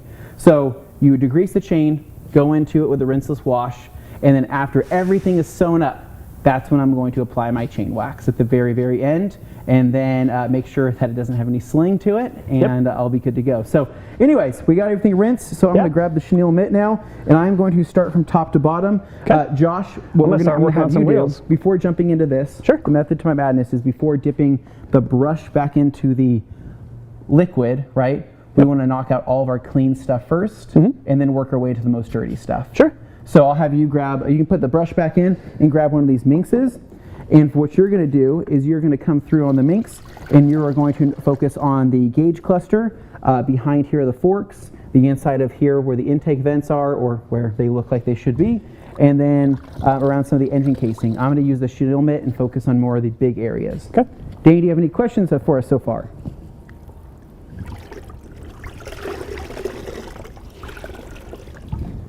Is he talking? I'm not hearing anything from him. I'm not hearing anything either. Oh, he's around. Okay, so apparently Nick just needed to wake my mic up, but yes, I'm still here, so we're all good. I was actually going to point out, this is something I think Levi just dropped by our way, but the IDA is actually doing a motorcycle detailing seminar of sorts, a webinar that you can check out. So if you're in the International Detailing Association or you want to join, just head over to the website there, follow the instructions. But yeah, there's a webinar for, the what, the how, the why of motorcycle detailing. So I think that'd be very interesting for anybody who's kind of contemplating that watching our stream right now. Feel pretty bad. So Levi had asked me, he's like, Anthony, I really would like you to be involved in the IDA motorcycle stuff. And I was like, yeah, just don't have the time at this time. I wish I did. It was just a really busy time of the year. And so, so I think somebody else ended up writing the test and getting everything dialed in. But it sounds like it's pretty good. It sounds like it's great. So definitely check that out. Now, what I would like is, I want Josh's thoughts on using the minx as a rinseless wash and getting into those areas. What do you think? Yeah, it's definitely better than probably even the chenille mitt. I mean, the chenille mitt has those fingers. It can fit into some smaller nooks and crannies, but probably just not quite as maneuverable as the minx is. Is there any, can we get a shot in here? Maybe Kira come in to show her how you're able to get into, when you kind of push the towel into some of these areas you can push it into any small, tight little spots. Now this bike is actually coated. For anybody wondering, it's coated in, I think it's coated in CSU. This bike is the front fender and everything. Did you get the front fender yet? Yep. Okay, you did? Okay, cool. Yep. You're moving fast. Okay. Well, so we are running out of time here. The minx definitely. Are we running out of time? What time we at, Dane? We got a little bit of time left. Oh, we got plenty of time. Okay. So doing your thing. So anyways, so as you can see, I mean, the minx is great at getting in intricate areas, and on a big bike, you were going to utilize several of those minx. And so at this point in time, though, what's fantastic is that we've cleaned all the painted areas, right, which is always going to be your first thing you're going to want to clean. And then we've started moving into more of the intricate areas, right, around the forks, around the intake, going down towards the engine casing. Now, going towards the engine casing, this is where I like to start breaking out my brush, right? And this is when I'm going to start kind of double dipping back into my O&R solution and utilizing that for the rest of the more dirty areas. So if you would like, you can take your chenille mitts, you can take your minx towels out of your solution, out of your O&R, and simply set those aside. And then we can actually start utilizing the rest of the liquid for a lot of the dirty jobs. And so this is just honestly how I like to do it. It's able to save towels, it's able to keep things from getting overly dirty, and I think it's just extremely effective in kind of the area, the operations, right? What do you call that? The procedure, right? So anyway, coming over here, we're going to take our Green Star, and we're going to start working our way with our brush here. So I'm going to start here actually on the front caliper here and the wheel. Pulling out our Detail Factory brush, loading this up with a little bit of Green Star, and this Green Star is diluted 20 to 1. And we're going to start making our way through the caliper. Now most bikes are going to have a caliper on each side, but since this is a Honda Grom, we're only working with one caliper on the front. So you're going to work your way around the wheels. Now most bikes are going to have gloss black powder coat wheels. Are they going to scratch? Probably with time and depending on what you're using, but for the most part you can keep them pretty dang nice with just using good detail products. Now one thing is though is that tires on motorcycles, will they still brown? Yes. Will they still be able to bloom? Yes. So I'm going to spray down these tires here, a little bit of Green Star, and let those dwell and see if I can get some of that blooming out of there. And then I'm going to turn my wheel and get to the back side of this, flipping it this way, and you can see all the browning there that we have going along the side of the tire. It doesn't affect the tire in any way, it just kind of looks unsightly. So we're going to be spraying that with Green Star as well, letting that soak. Now, general rule, I'm going to ask the audience here, should you ever dress your motorcycle tire? Should you dress the sidewalls of your motorcycle tire? Dane, do you dress your motorcycle tire? I probably wouldn't. I would just clean them so that they But what about the sidewalls though, Dane? Because the sidewalls don't matter. Until you're leaning. If you're a knee dragger, then you got problems, man. You're gonna smart guy. Cause some issues. Never, ever dress the sidewalls of your tires. Everybody can picture me going, knee down through corners, right? Even if you think that that sidewall is not going to touch the ground, right? Sling happens. So that sidewall, that dressing on that sidewall can absolutely make its way to the outer edge of a tire, and you go around a turn. What happens? You're going to wreck, right? You do not want to have dressing in your tires. There's no reason. What you need is just a clean tire, and you can do that with something like Green Star. You can do that with something like Brake Buster still. All those make great little cleaners. And so going around, a little more Green Star just to kind of let that dwell there for a second. And then I'm going to have Josh actually rinse that off with the IK. I'm going to make my way over here to the side of the engine.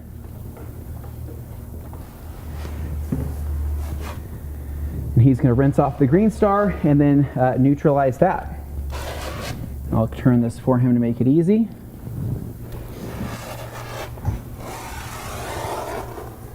Now again, we're only introducing distilled water to this, right? There is no hard water, no hose, nothing like this, right?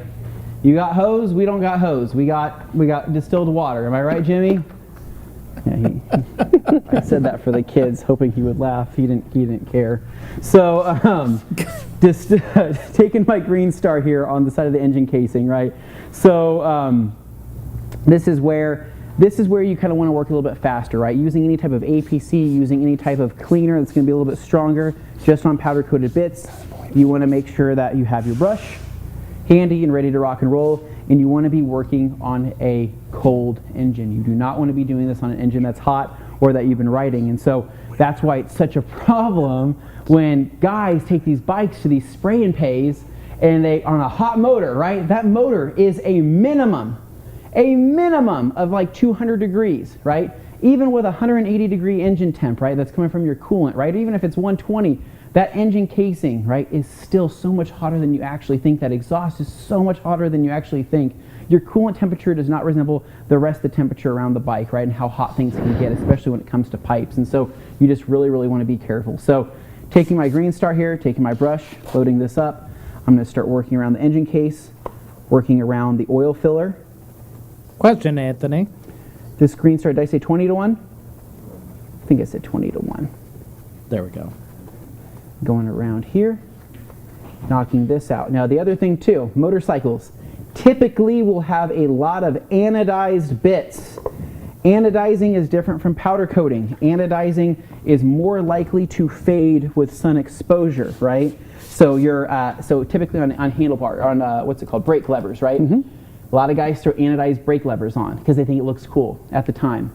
It does until they've been sitting outside for 10 days in a row, and then they turn a nice shade of pink, right? Yep. Once from red, now to pink. So anodizing is another thing too, to where you want to be careful using certain chemicals, right? Especially really strong stuff around anodized components. So Try to go for something that is definitely mild. So green start 20-1 isn't going to hurt anything. Now for bugs, because that's another big question too, is what do I do for bugs, Anthony, if I'm using a rinseless wash? What if the rinseless isn't strong enough to get the bugs off? You can use a bug scrubber. And so, so basically a bug scrubber would be totally fine, and you could use that within the O&R, you could use that with the Green Star, and go through and use a bug scrubber. Just again, be careful on delicate surfaces that you don't want to scratch.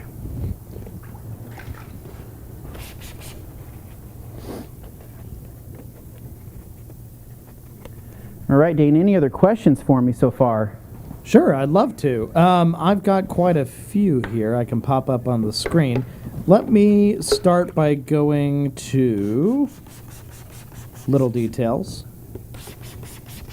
Little Details asks, have you tried Dr. Beasley's water spot remover on satin black pieces?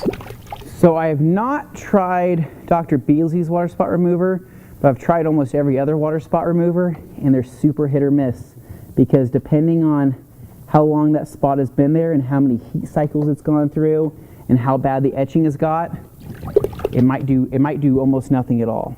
So I don't know. I guess I would have to try that and see how it works. I mean, if it's amazing, then gosh, I would love to try it. But if it's something that's comparable to other stuff on the market, I've probably tried something very similar. Sure. Then I've got Sean here. Recently saw a detailer use some Green Star added to GSF in a foam cannon. Is that a good strip wash? I think I wouldn't call it a great strip wash, but I think it's definitely a wash that's going to have a lot more cleaning power than just GSF alone, for sure. Well, to answer Sean's question further, there are actually dedicated soaps that are more of a strip type that you can get. True. From Koch, for example. Yeah. Move this over so you guys can see here. Oh yeah, go ahead. Keep asking. Spencer wonders, what's the ETA on the Ultra Clay Towels? Ultra Clay Towels, soon? That's the safe answer, because I don't have a number. I do not have a date. Soon, yeah. Then I've got Eric here. Eric saying, just joined. Any tips for washing and protecting a denim painted Harley? Is there ceramic out there for just matte? Now, this is the second time somebody has asked about denim paint on Harley in this stream. So clearly there's something going on. And it's definitely somebody different, right? It's not the same person? Different guy. Mm-hmm. So I would use, any protectant is going to be fine in terms of maybe bead maker would be fine. But I think when you get to coatings, I think coatings start adding a little bit too much gloss, in my opinion. Or it starts changing it from, let's just say, less of a matte and more to a satin.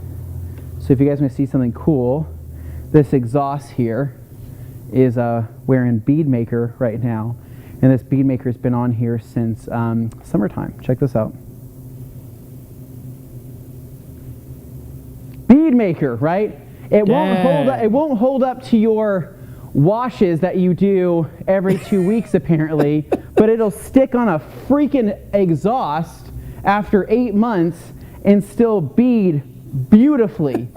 I didn't detect any sarcasm there at all. Somebody explain that crap to me right there, right? How do I know there's bead maker on there? Because I'm the last person to put bead maker on there.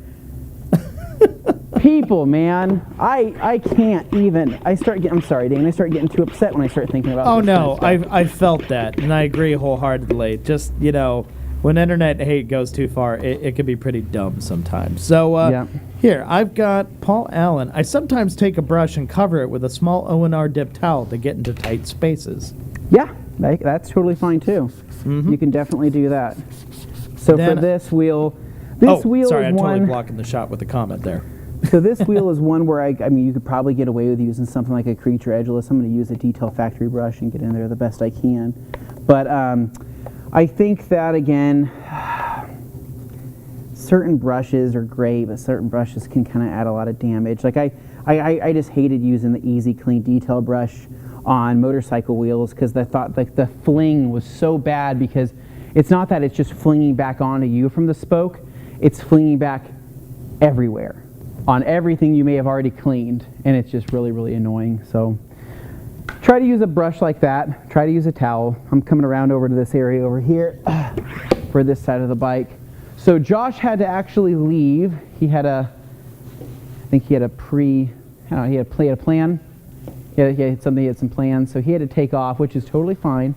What's that? He had an appointment all day. Oh, did he? That's so strange. How do you know that guy?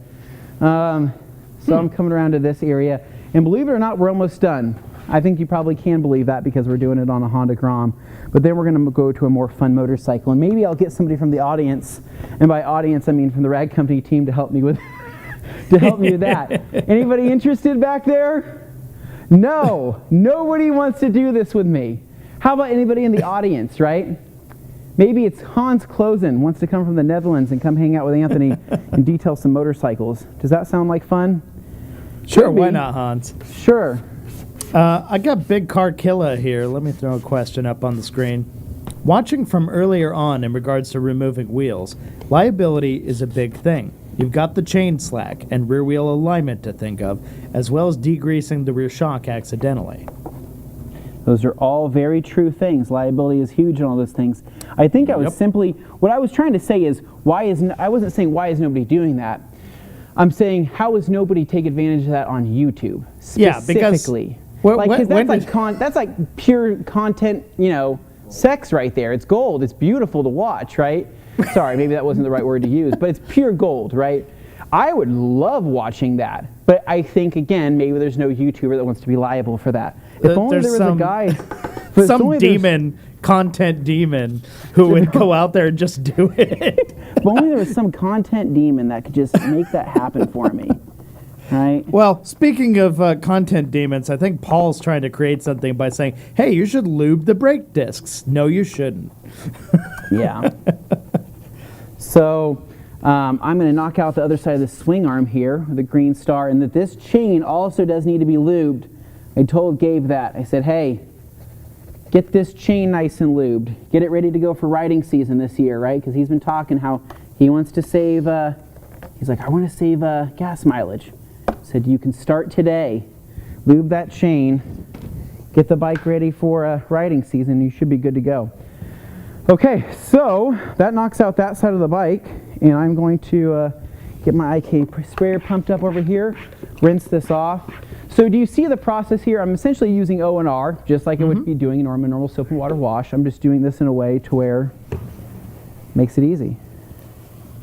And actually, this is very helpful. I'm going to pull up a comment here from Wild Rides, who is definitely a bit of a Harley aficionado themselves, saying, an FYI for those asking about Harley denim paint. It was designed to patina and wear like denim, thus the name. Harley sells a, quote, reset product for it, or, forgive me, Windex seems to work well too. Oh my gosh. What is it about people who are like tangentially into detailing, who are in a hurry, who seem to use glass cleaning products to clean whole vehicles? I swear, we've gone to car shows and seen that, and like sometimes nice car shows, and it's horrifying. It's the Greek way. Just put a little Windex on it, right? It's like my big fat Greek wedding all over again. Yeah. So that's interesting. So one of the dirtiest areas on a motorcycle that you'll find when it comes to detailing is going to be on the bottom of the underside here of the, or I guess whatever you want to call it, the underside of the seat. This is where all your fling's going to happen from mud. That's why most bikes will have a rear mud guard on them. If it doesn't have a rear mud guard on it, most of your fling is going to be back up underneath here, very similar to like a dirt bike would have. And so for that, it's best to pressure wash it, pre-treat it. If you can, if you're doing an O&R wash, try to keep pre-treating it until all that dirt and grime falls off. Just try to get that removed. Otherwise, you're going to have a consistent residual muck that's going to keep falling down on the bike. All right, and now I've got Draghi answering here again. With some guys using the bikes for off-road and getting them nice and dirty, where you can't recognize what is under the mud and dirt, what do you guys think of TFR to get all the dirt off? I've never used TFR. I do not know what that is. Okay. I admittedly don't know that acronym, so feel free to enlighten us, Draghi. So this bike is rinsed and it is soaked, right? So what is my next step, Dane? What's my plan? Well, you tell me. You're the expert. What? Me? Yeah. I thought you were gonna tell me what to do. We're all hanging out on the edge of our seats waiting to see what Anthony does next. Okay, so this next part, this is a combination of things I like to do, right? Bike's wet. Bike is almost ready to be, it's almost done, right? I'm going to take a towel, a drying towel of my choice. I'm going to be using a 16x16 Platinum Pluffle. I'm going to be using the G-Technic Quick Detailer. I'm going to be going over all of the painted bits here on the bike, including all the white here, all the side fairings, front fairing, the headlight, and everything else. Once all that has been wiped down with the Quick Detailer, right, again, this bike's coated in CSU, I'm going to be grabbing my Metro Blaster, my little blower, and I'm actually going to be blowing out the rest of the water from the bike, right? Any water that lands on the painted surfaces is simply going to fly off as it's coated and has Quick Detailer on it. We good? So this Cool. this is the part where everybody who likes to be a smart aleck on the internet will say, You're a well, towel company. something rinseless. Well, yeah, that's where the whole rinseless part comes in, is the drying section here. You don't need to rinse it before you dry it. It doesn't mean don't rinse before you get started. That's a different matter entirely. But I swear some people who just want to win debates online will start with that. So it's... Anyway, we're at the part where you dry. I just can't believe that Gabe got me to wash this damn bike again. Right? I gave that up when I sold it. I said, hey, I'm not washing this bike anymore. You thought that man. was the last time, and here we are.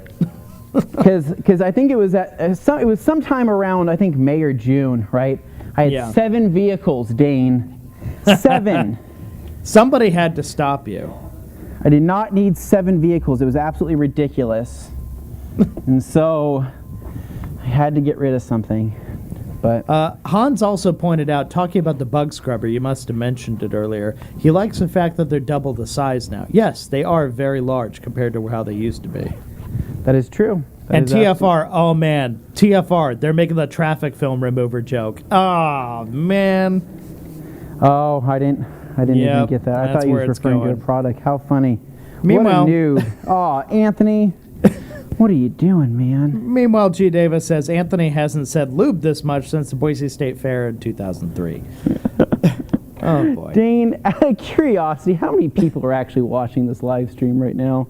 We've been hovering around 60 for a little while. It was up in the 80s earlier, but, you know. Okay. I think we have a very tight following who are into it for the bikes, but I think the cars still bring more viewers. Gabe, you're going to have to, he has some screws to tighten over here. Also, that's another thing on a motorcycle. When you're cleaning, it's a good time. Why is that rattling? Why is that loose? I don't know. I think he needs That's concerning. That is all the way backed out. Those definitely need to be tightened down. Well, Joey is going to take this advice, and he's going to use these methods to wash all the neighborhood kids' Power Wheels. You can do it, Joey. Take one for the team there. Make it happen. Be the change you want to see in the world. That's right. Be the change you want to see.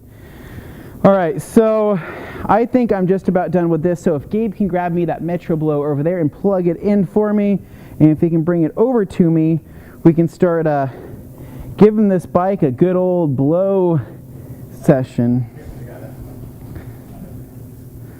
Something like that. Nice. All right. Well, the bike looks good, I have to say. Oh, it's looking really good. It looks great now. Oh, there we go. Glenn got ahead of herself there. Fired right up. She felt the power of this thing. So, do we sell the Metro Blaster Sidekick? We do not sell this thing. Do I think it's awesome? Yes. Do I think it's great for motorcycle detailing? Yes. This is something that I probably couldn't live without, mainly for the fact that you're going to have a lot of liquid in tight cracks and crevices, right? As G would say. Nobody likes that. Nobody likes that. You want to get that out of there as fast as you can, right? And so that's when using something like this takes care of the job extremely fast. And now that our coated surfaces are all cleaned off, especially our rear tire hugger, everything is going to just start flying off the bike.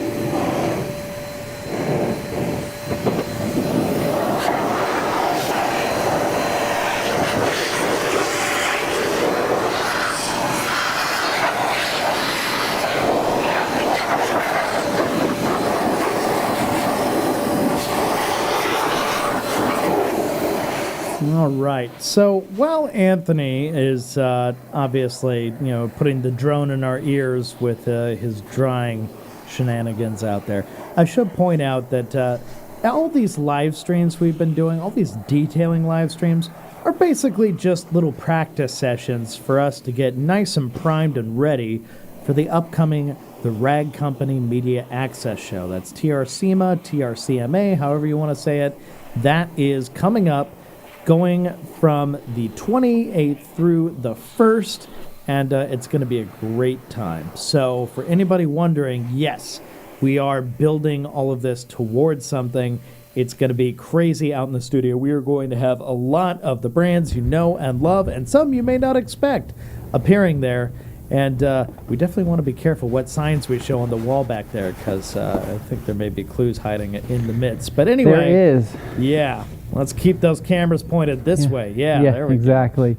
So anyway, I'm pretty happy with that. What do you think, guys?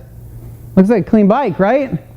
So what I would do now is that now that everything's been blow dried, you can come back through with a microfiber towel, knock off any touch-up areas if you need to do that, if there's any residual water, or O&R in this case, just simply clean it up.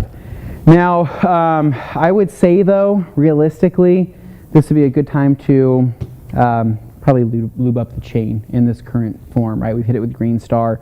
I still recommend using a dedicated chain to greaser and a scrubber, but going through and relubing everything, this thing should be ready to go. So it looks like Gabe's got some screws he's got to tighten up though. Geez, oh my gosh. So Get out from the Allen here, wrench. I'm going to pass it back to you, Dane, for a minute while I set up for the other Honda over here at the Shadow. Well, speaking of Allens, I'm actually going to throw a question at you. While you're walking, you can talk, if that's all right.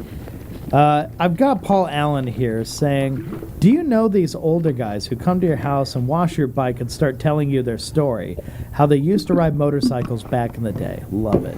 So, yeah, no, you kind of figure with motorcycles, there's kind of like something to bond over there for people, because it's less common people will ride a motorcycle than drive a car.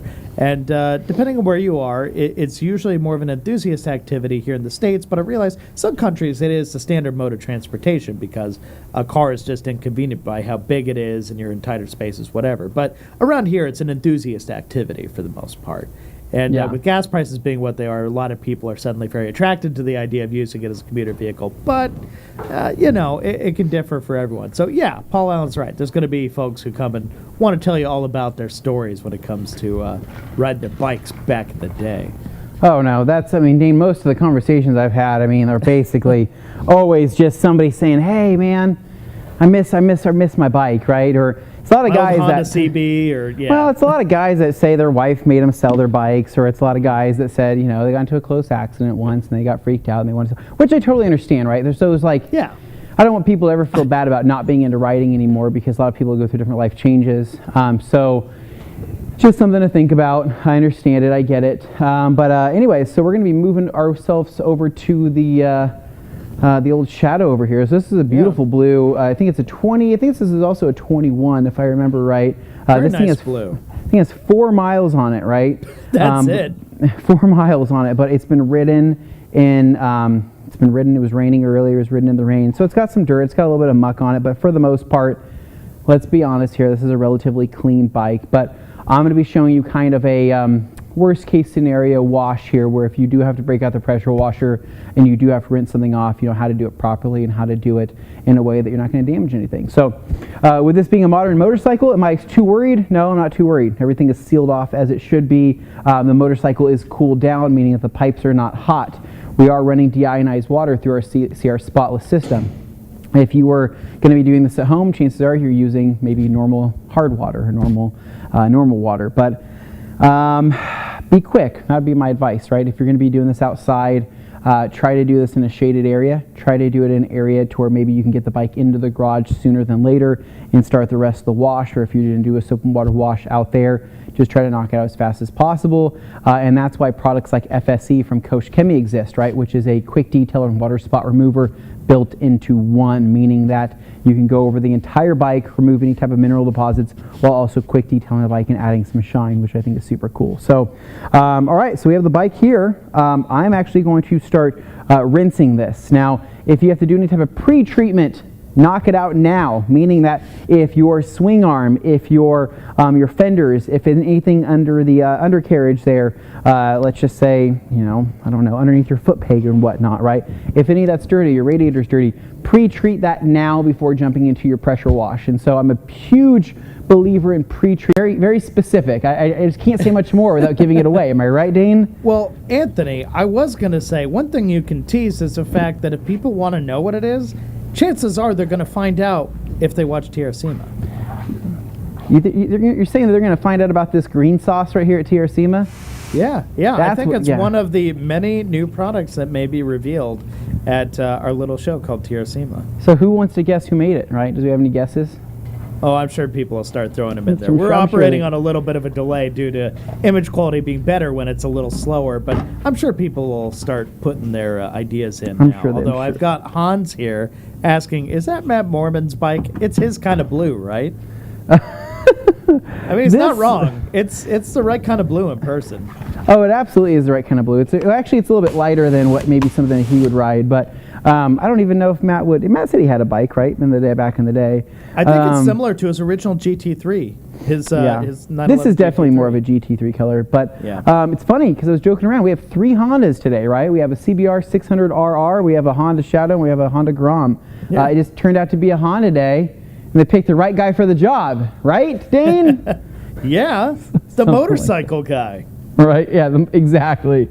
Okay, so we're going to be rinsing from top to bottom here. When it comes to rinsing a motorcycle, again, try to avoid anything that has an open element, maybe an open element air filter.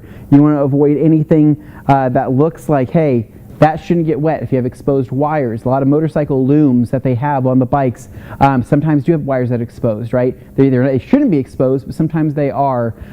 Check for any type of breakages in wires, maybe around the steering column, maybe if there's a gauge up there that has any type of wiring.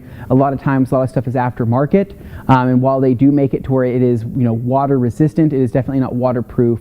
And so you'll see how much water I'm outputting onto this bike just to show you, hey, I'm not going crazy with this, but you'll have a good idea on probably how much you should get this thing wet. All your switches are weather sealed, meaning that they can get wet. Don't stress out about that, but it's also not something that I'm going to be pouring water into. So like on the Grom there, I simply kind of splashed over the handlebars, but I did not sit there and force water into it. Other areas to kind of think about, I don't know. Again, this bike is shaft driven, so it does not have a chain on it, and so I think this is shaft driven, right? Yeah, I think this is shaft driven. Hey, question. Yeah, hit me, Dean. So just curious. You're talking about like weather sealing for bikes and stuff. Would you say this is kind of? It's probably arbitrary, but would you say it's more common that bikes have more exposed to, the elements kind of stuff that you don't want to hit, unlike a cruiser style bike like this, where it's more of a classic, vintage, older style bike? Is it more common to find that kind of wiring setup or those kinds of things on a bike like this versus something like full fairing crotch rocket or that kind of thing? Well, everything's exposed on this bike. Seriously. Next to a naked bike, this is a classic, more cruiser style. Yeah. But a naked bike with everything exposed as well. So, okay, cool. All right. Anyways, they want me to get started, right? Because everybody doesn't want to be here until 6 p.m.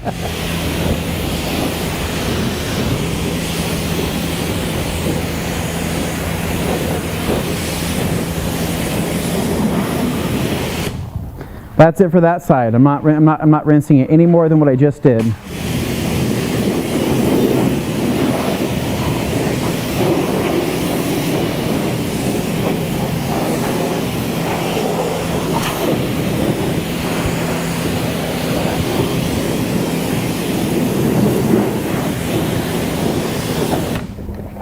Done deal. That's it. So no more water than that, and then we're going to be switching over to our foam cannon now. So coming back over here. Now what I wasn't going to do,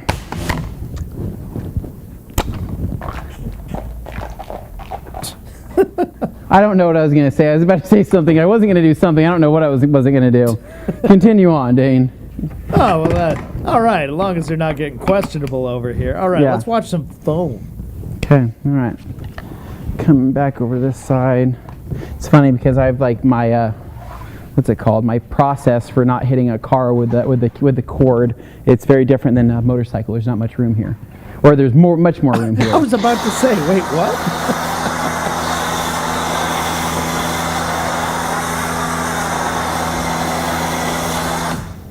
So this soap was designed to be a very clingy, more liquidy style soap. It's not meant to be very thick foam. It's meant to have a purpose. And that's pretty much all I'm going to say.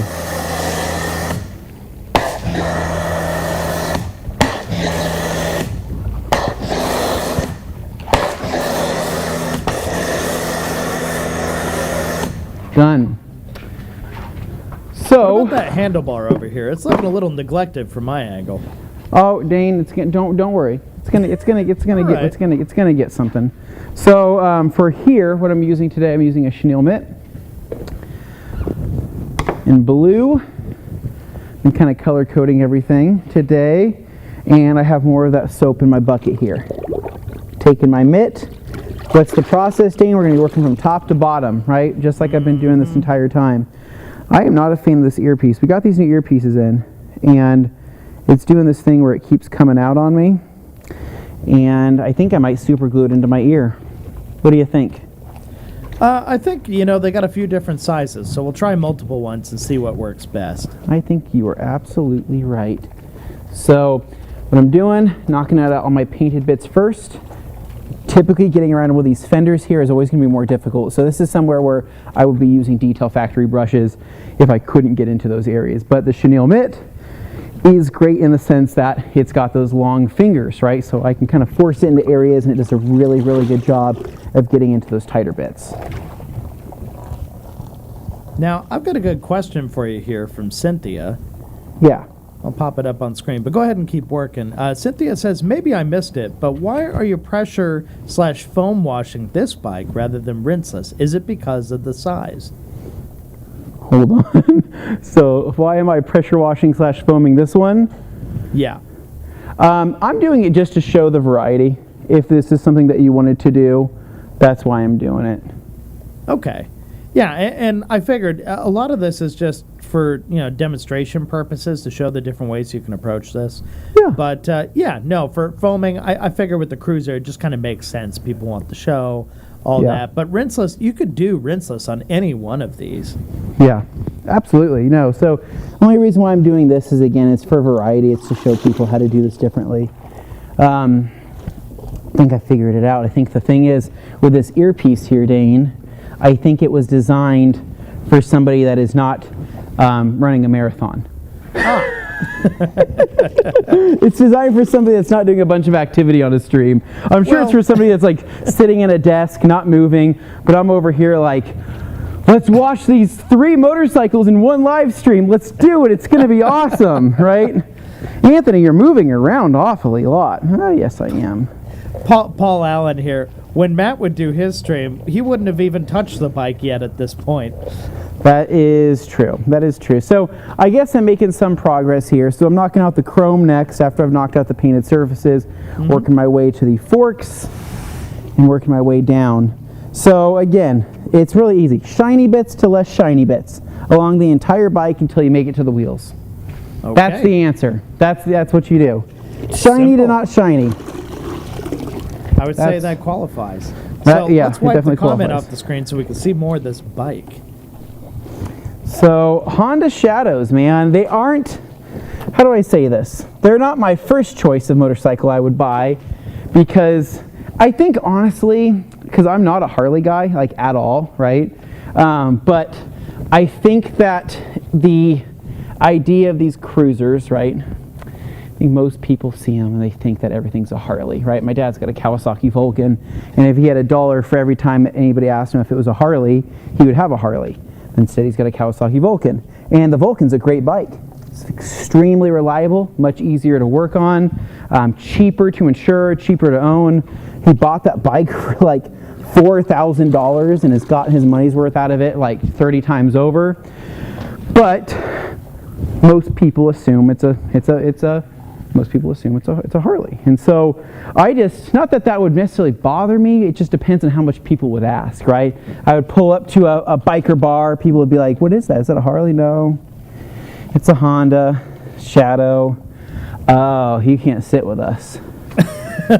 Oh, that's not a Harley. It's not allowed now. It's not. Oh, yeah. You ride a Yamaha V-Star? Never mind. V-Stars are pretty cool. Those They are V-Stars are cool. pretty. I actually like V-Stars, but V-Stars are pretty cool. I think for me, I know you tend to ride more the Euro kind of sporty bikes. I like the seating position of a cruiser. Yeah. But I would like that combined with the aesthetic, and I realize the aesthetics and seating position are very intertwined when it comes to a motorcycle. It's hard to have one without the other, depending on the compromises made. But I would love the seating position of a cruiser-style bike, but on a sportier, more cafe racer kind of aesthetic bike. So finding a way to blend the two so that it's more comfortable for longer rides, doesn't, put the strain on your back or your arms, wrists, all that stuff. It's just finding that happy medium. What would you say, like a good bike for somebody looking to get into that? A bigger guy like me, what am I looking at? If I don't know, Dane. Not wild about cruisers, I want something a little more sport bike like. I think for you, dude, Yamaha VMAX, man. Yeah. VMAXs are dope. VMAXs have those intakes on the side. The classic intakes, they look so good. They're so cool looking. Here's an example of a spoked wheel that I don't want to deal with. So what I do is I shove a towel in there and I just kind of work it around. I mean, from one area of the spoke to another area, and that's what I do until everything is nice and clean. I just sprayed a little bit of Green Star in there and then called it good. Now, here's the thing. Today we're running short on time. I'm sorry. I was not expecting us to use all of this time that we've used today. So I'm going to give this thing a rinse. I'm going to knock everything else out off camera with a waterless wash. But I will be drying an area with some bead maker and focusing on the tank so you guys can at least see that. So sorry, I wish I had more time to do this. Like I said, I'm in my element. I love motorcycles. I like washing motorcycles. And I could definitely do this all day. It's just people got to go home. People got families, I guess, right? Apparently people have lives outside of TRC, and there's nothing I can do about that.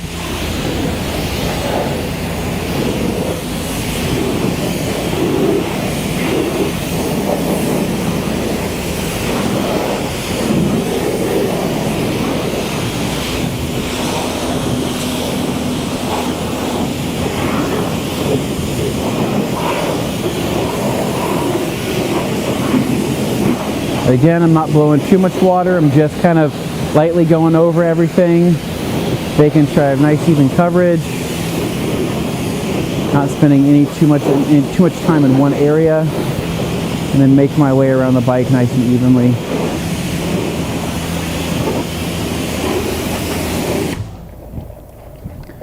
I'm going to set this down over here and then switch over to my drying towel and bead maker. Now, I have a nice comment here from Paul Allen. Yeah. Saying, thank you again for this stream. He appreciates it because he knows most of this audience isn't really interested in bikes. Now, maybe kind of couching that a little bit, because obviously we have a section of you guys who are, but we understand it's not everybody's cup of tea. But it's worth discussing because there's a lot of people out there who ride bikes and would be interested to know what, differentiates the detailing process. Well, there's a lot of people that ride bikes that don't know how to take care of bikes, and that's why I wanted to put this out here, is just to say, hey, motorcycle season is kind of beginning around most areas of the country, and so at least have a little bit of the right knowledge kind of going forward and being able to clean and maintain it, depending on your scenario, right? Was your scenario the bike that's been in storage that doesn't get ridden in the rain, that's really clean? Okay, there's the waterless wash option. Is your bike the one that does get ridden but it's dirty but you don't want to expose it to a bunch of water? There's the rinseless wash option. Or if yours the bike that's absolutely dirty and filthy and needs to be sprayed down with a pressure washer for some reason it may be, this option right here that we did today. And so, or that we're doing now, right? Not today, now. And Cynthia is kind of mirroring that, saying, this was a very informative video. Great job, Anthony and Dane, loving this content. Good, and shout out you. to Josh, too, who was obviously out there helping you earlier, and very informative as well, due to his extensive experience of motorcycles. Well, someday, mark my words, I'm going to have, hopefully, I would love to have myself an S1000RR, a BMW S1000RR, just because that's just always been one of my childhood dream bikes. I would love one day. I'll probably be 50 when I buy it, but I'll have one day, and I can definitely do a wash someday here on a stream or something like that of that bike, because that bike is just so beautiful that I could wash it for days and never get bored. At least I think. I say that now. So I'm gonna knock out these chrome pipes, right? A little bit of bead maker, drying towel. These chrome pipes are clean now, so I'm not worried about using my drying towel that I'll be using for everything else. Bead maker works fan-freaking-tastic at shining up chrome. It works Even great. on those hot surfaces, huh? And it holds up too. It's weird. It's so strange that bead maker, the thing that apparently can't hold up for days on maintained cars, somehow lasts months and months and months on a motorcycle. For months on frying hot metal. It doesn't make any sense. So this is sarcasm for people who... It is sarcasm. I dropped the edge of that towel into the water, so I'm not going to use that side of it. I'm going to switch to a different towel. So, guys, I think I'm going to wrap this up for today. I'm going to grab my drying towel here. Look at that. Missed my table that I just went to go throw it on.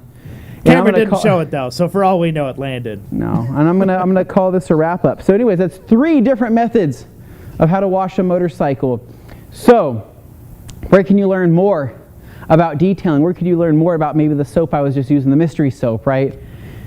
Check out TRCMA. I think you guys are going to find a lot of cool new stuff that are going to be announced there that you guys are going to absolutely love. It's going to be a fantastic time. It's going to be more live streams like this with probably people funnier than myself, hopefully, and more entertaining. But regardless, Dane will be behind the camera there in the hot seat, answering and relaying all of your questions.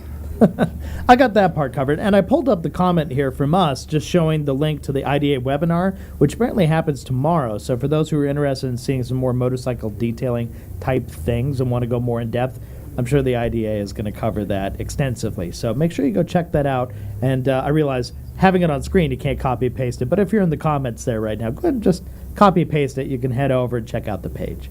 But yeah, as Anthony said, the Rag Company Media Access Show, TRCMA or TRCMA, however you want to say it, trcma.com. That is where we list up the info about the show. But you can also just go right here on the Rag Company YouTube channel, see the upcoming live streams as they are already listed, the morning and afternoon portions of each day of the week for all of TRCMA are there. So all you got to do is go over, click on it, say set reminder there on YouTube, and it'll give you notifications as to when the show is about to start, or when it's like a day in advance, half an hour in advance, that kind of thing. It lets you know. So that way you don't have to try and keep track of everything. It'll just do it for you. As long as you're logged in on your YouTube account, it pretty much takes a deal from there. So that's it. All right, guys. So thank you so much for listening. Thank you so much for watching. And of course, if you're not subscribed, please do so. What are you waiting for? Obviously, we cover all kinds of stuff from cars to motorcycles, vans, trucks, boats, everything in between. We cover it, so just let us know the things you're interested in. Pop them in the comments below. You never know. We may take your idea and turn it into another video or live stream. As for other stuff going on, the live streams, we got Q&A tomorrow. That's right. Questions and answers. Q&A Thursday starts tomorrow at 2 p.m., just like today's stream did.